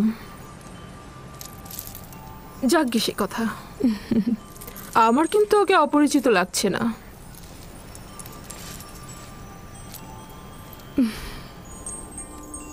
জনাব পুতিফারের সুরুচি ও নির্বাচনকে মোবারকবাদ। বলা উচিত অতুলনীয়। তোমার নাম জানতে পারি? আমার নাম ইউসুফ। ও, ইউসুফ তো এক কথায় অরামি বা ইব্রানি নাম। হ্যাঁ, এব্রানি নামই হবে। ইব্রানি আমি। শাম অঞ্চলের কেনান এলাকা তার জনাবে মালিক। ওদের পেশা হচ্ছে রাখালি আর ভেড়া চড়ানো। ইউসুফ ইউসুফ না, যে সকল নাম কৃত্রিম ও বেদুইনদের সাথে সম্পর্কিত আমি তা পছন্দ করি না। যদি অনুমতি প্রদান করেন তাহলে তার জন্য একটা মিশরীয় নাম নির্বাচন করি। ওকে আমি তোমার জন্যই নিয়ে এসেছি। যে নামে খুশি ডাকতে পারো ওকে। আমার নিজের খোদাবান্দের প্রতি অগণিত কৃতজ্ঞতা। যদি অনুমতি প্রদান করেন তো ইউসুফের জন্য একটা মিশরীয় নাম প্রস্তাব করতে পারি। কি নাম? নামটি অবশ্য ইউসুফ নামের কাছাকাছি হবে। ইউজারসিফ। ইউজারসিফ, মন্দ নয়। ইউজারসিফ, হ্যাঁ, এটা সুন্দর নাম, তাই না? এখন থেকে তোমাকে আমরা ইউজারসিফ নামে ডাকবো। পছন্দ হয়েছে? যদি আপনারা পছন্দ করেন তাহলে আমার আপত্তি নেই। আজকে থেকে তুমি ইউজারসিফকে দেখাশোনা করবে, ঠিক আছে? সম্ভবত জুলেখার জন্য ও একটি ভালো উপহার। আমার ধারণা জুলেখাও ওকে পছন্দ করেছে। ভবিষ্যতে হয়তো তাকে এই খানদানের পুত্র হিসাবেও নির্বাচিত করতে পারে। হ্যাঁ, কেন নয়? ইউজারসিফ তো ছেলে হিসেবে উত্তম।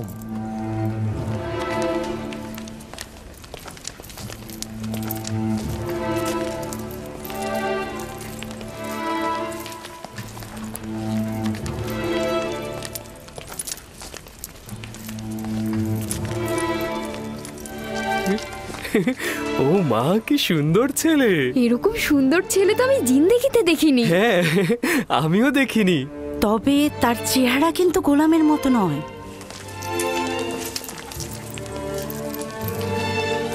এটাই তোমার কক্ষ। পছন্দ হয়েছে?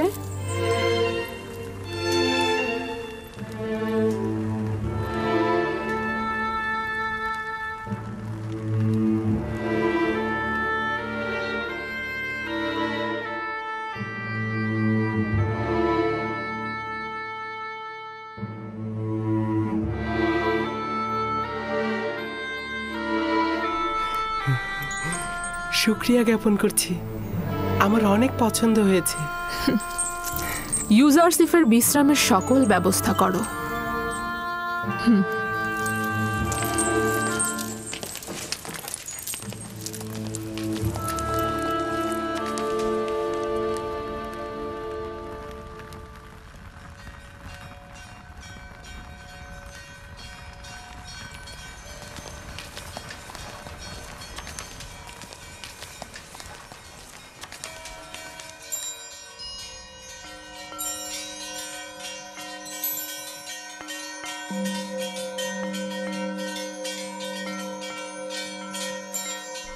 এই সবের জন্য তোমার প্রতি অনেক শুকরিয়া হে পরওয়ারদিগার। তুমি আমাকে অনেক সুখ ও স্বাচ্ছন্দ্যের আনুকূল্য দান করেছো। হে ইউসুফ, এইভাবে খোদা তোমাকে আর্থিক স্বাচ্ছন্দ্য ও সমুন্নত মাকাম অনুগ্রহ করছে। তোমাকে কূপের থেকে ইজ্জতের শৃঙ্গে এবং উচ্চতর জায়গায় পৌঁছাবেন এবং তোমাকে খোয়াবের ব্যাখ্যা বিশ্লেষণ শিক্ষা দিয়েছেন, যেন এইসব স্বপ্নের ব্যাখ্যাকারীদের ভাষার ইলমের চাইতে অধিকতর জ্ঞাত এবং সব রকম ওস্তাদির কসরত তুমি দেখাতে পারো।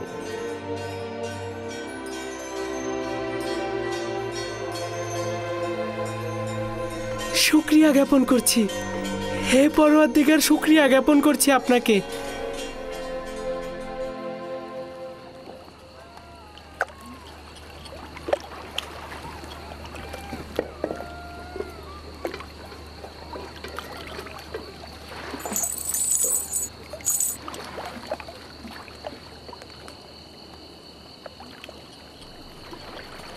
আপনি লোকসান করলেন। যদি এর চেয়ে বেশি স্বর্ণরৌপ্যের বিনিময়েও আপনি ইউসুফকে বিক্রি করতেন, তাহলেও লোকসানই হতো, লোকসানই হতো। ওকে চিনলেন না।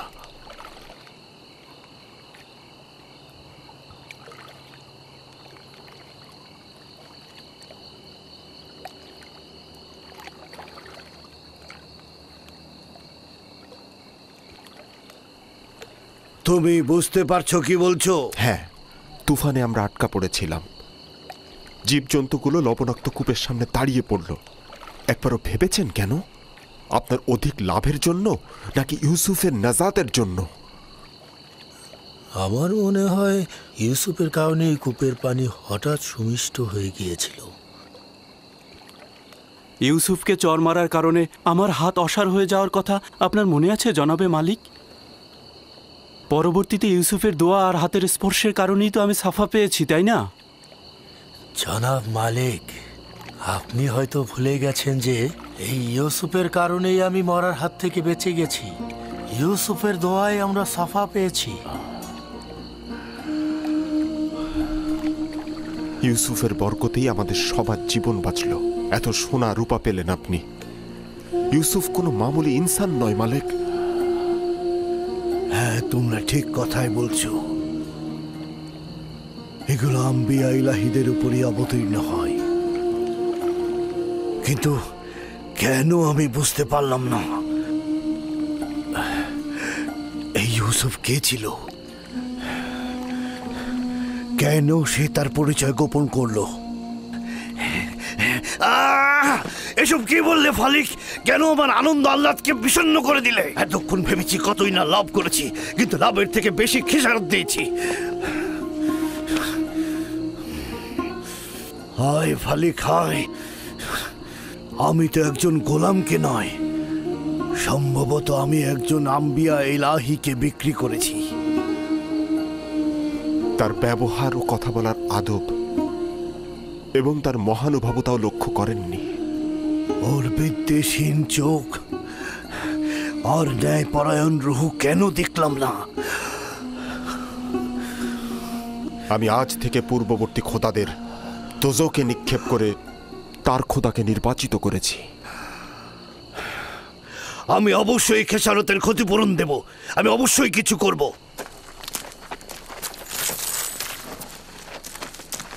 একটু দাঁড়ান, এখন কিছুই করা সম্ভব হবে না। সকাল পর্যন্ত অপেক্ষা করুন।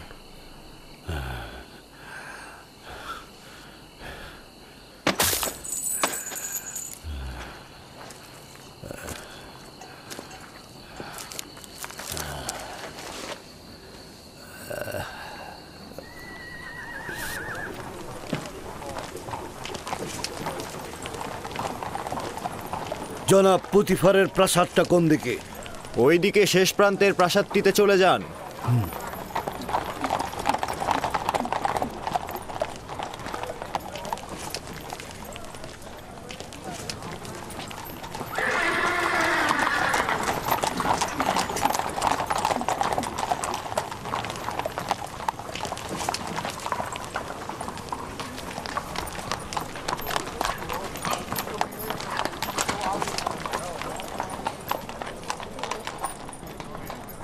তোমরা এখানে কি চাচ্ছ? জনাব পুতিফারের সঙ্গে দেখা করব। সিপাহ সালার রুদামুন থেকে অনুমতি গ্রহণ করতে হবে। উপরে এসো।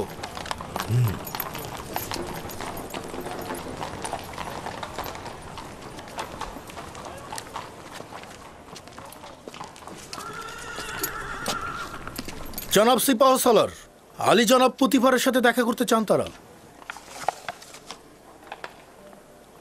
জনাব পুতিফারের সঙ্গে কি কাজ রয়েছে তোমাদের? আপনারা তাকে বলুন যে গতকাল যে গোলাম কিনেছে তার মালিক তার সঙ্গে দেখা করতে এসেছে। আমি জিজ্ঞেস করেছি কি কাজ রয়েছে তার সঙ্গে।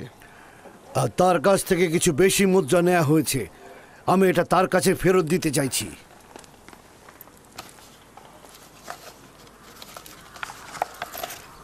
অপেক্ষা করো, দেখছি।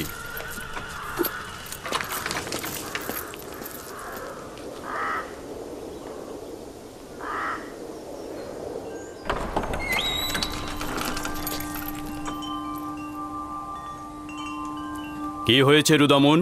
কোনো জরুরি খবর? এই গোলামের বিক্রেতা আপনার সঙ্গে দেখা করতে চায়।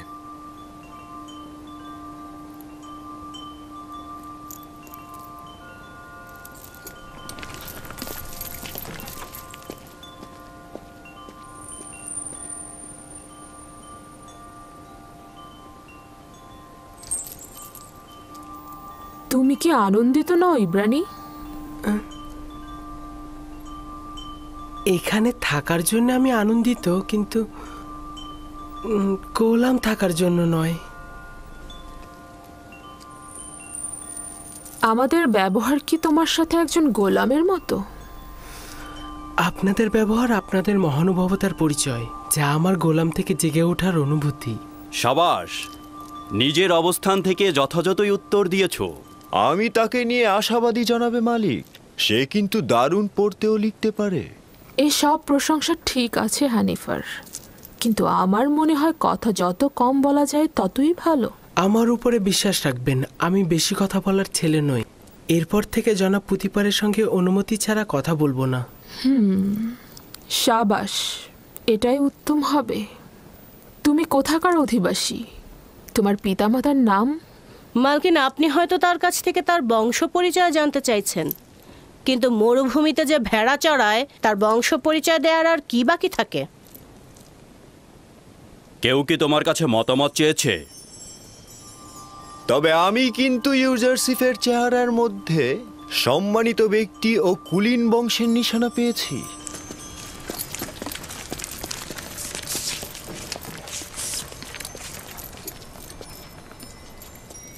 কি হয়েছে ব্যবসায়ী তোমার? এমন তো নয় যে অনুশোচনায় ভুগছ। না না, আমি আসলে আমার এখানে আসার কারণটা হচ্ছে ইউসুফের সঙ্গে আমি একটু একাকী কথা বলতে চাই। মানে ওর সঙ্গে একটু খোদা হাফেজি করতে চাই। বুঝতে পেরেছি। ইউজারসিফের সাথে সম্পর্ক থাকার কারণে স্মৃতিকাতর হয়েছ। ওদেরকে একটি পৃথক কামরার ব্যবস্থা করে দাও।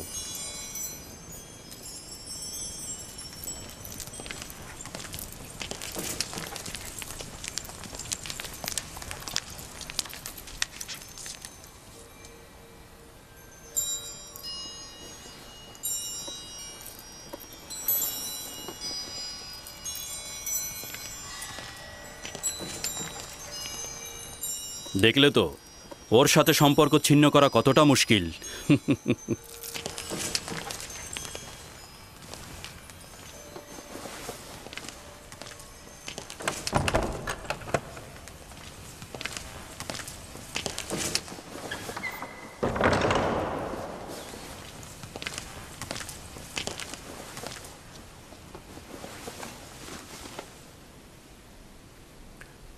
আমি এসেছি তোমার নাম পরিচয় জানতে। তুমি না বলা পর্যন্ত আমি ফিরবো না। বলেছি তো আমি সন্তান। না, এই কথা আমি অনেকবার শুনেছি। তোমার এক খোদার কসম দিচ্ছি, তোমার পরিচয় দিয়ে আমাকে শান্ত করো। তুমি অবশ্যই খোদাবন্দের কাছে প্রতিজ্ঞা করবে, এই কথা কাউকে বলবে না। আমি প্রতিজ্ঞা করছি, আমি ইব্রাহিমের খোদার কসম করছি। আমি ইউসুফ ইবনে ইয়াকুব ইবনে ইসহাক ইবনে ইব্রাহিম।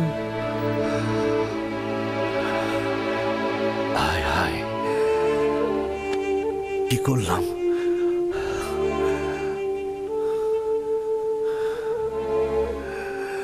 আমরা তো চাচাতো ভাই। তুমি ইসাকের বংশধর এবং আমি ইসমাইল জাবিউল্লাহর বংশধর। খোদা আমাকে ক্ষমা করবেন না। এটা কি কাজ করলাম আমি? কেন আমি তোমাকে বিক্রি করলাম? আমি জানতাম আপনি আমার চাচাতো ভাই এবং আমাকে বিক্রি করার জন্য আমি অনুতপ্ত নই। আমি অবশ্যই যে কোনোভাবে মিশরে আসতাম। এই ঘটনা খোদাবন্দের ইচ্ছাতেই সম্পূর্ণ হয়েছে। ওই সকল ঘটনা দেখে আমার তখনই বোঝা উচিত ছিল যে তুমি মামুলি ইনসান নও।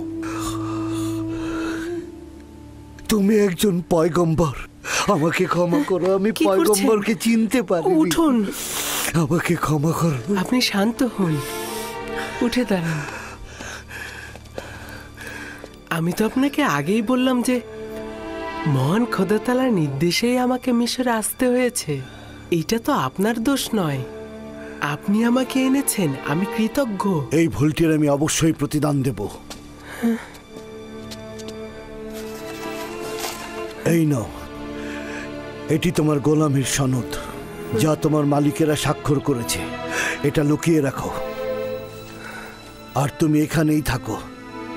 আমি চাই না তুমি বাহাসের মধ্যে আসো।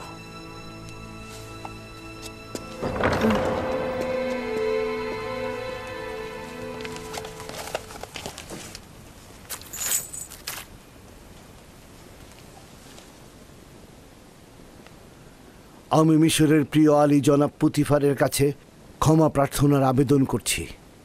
আমি অসহায় হয়ে তার কাছে একটা লেনদেনের তাগাদ করব। বান্দা ইউসুফকে আমি বিক্রি করব না।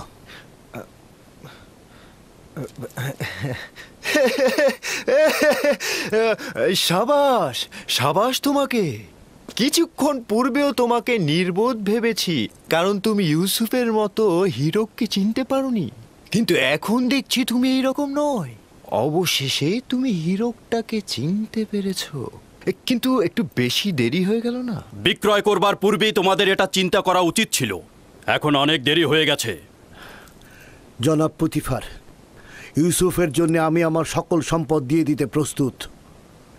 তাগাদ করছি তাকে ফিরিয়ে দিন। তুমি কি শুনতে পাওনি? জনাব পুতিফার বলেছেন আর কোনো কিছুর বিনিময়ে ইউজারশিপকে ফেরত দেওয়া হবে না। আমি স্বীকার করছি এই লেনদেনের জন্য আমি অনুতপ্ত। আমরা ইউসুফকে বিক্রি করব না, আর ওকে ছাড়া এখান থেকে যাবও না। যদি আর একবার গোস্তাকি করো তো দুজনকে ধরেই কয়েদখানায় পুরব। এখান থেকে চলে যাও। আমি ইউসুফকে ছাড়া এখান থেকে যাব না। আলী জনাব, রহম করে ইউসুফকে ছেড়ে দিন। রুদামুন, তাদেরকে ধরে কয়েদখানায় পুরে দাও। এলাহি, তুমি সাক্ষী রইলে। আমি ইউসুফকে কিনেছি কিন্তু বিক্রি করিনি। আমি ইউসুফকে না নিয়ে এখান থেকে যাব না। আমাদের কথা আমাকে ছেড়ে দাও। তাদেরকে কঠিন শাস্তি প্রদান করো। আমার ইউসুফ, ইউসুফ, নিয়ে যাও। কি হলো তোমাদের? দ্রুত নিয়ে ছেড়ে দাও, আমাকে ছেড়ে দাও। ইউসুফ, ইউসুফ।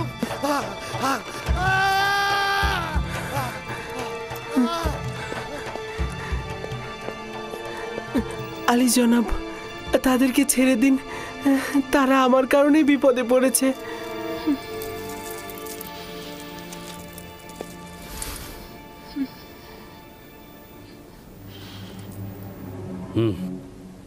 তাদের জন্য কঠিন শাস্তি পাওনাই উপযুক্ত ছিল। অনুরোধ করছি। শুধু তোমার কারণেই আমি ওদেরকে ক্ষমা করে দিলাম। তাদের আজাদ করে দিতে বলো, বন্দি করবার দরকার নেই।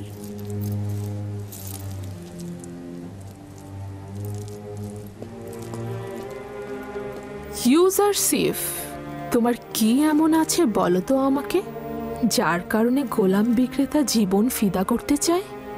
কি বলবো আমি? আমার তো নিজের কিছুই নেই। এই দুর্বল সত্তা ছাড়া আমার আর কিছু নেই। আমরা কিন্তু কখনোই তোমাকে গোলাম হিসাবে দেখছি না। আর তাছাড়া তোমাকে যে অর্থ দিয়ে খরিদ করেছিলাম সেটাও তো ফেরত দিয়ে গেল তারা। আমি মূল্য বুঝি না এমন নয়, আমাদের মধ্যেকার সম্পর্ক লেনদেনের হোক, আমি এটা চাই না। আমি এই উপহার দেওয়ার জন্য আপনাকে শুকরিয়া জ্ঞাপন করছি। কারি মামা, ইউজারশিপকে উষ্ণ পানিতে গোসল করিয়ে পোশাক পরিধান করাও। যা আজ্ঞা আমার বানু।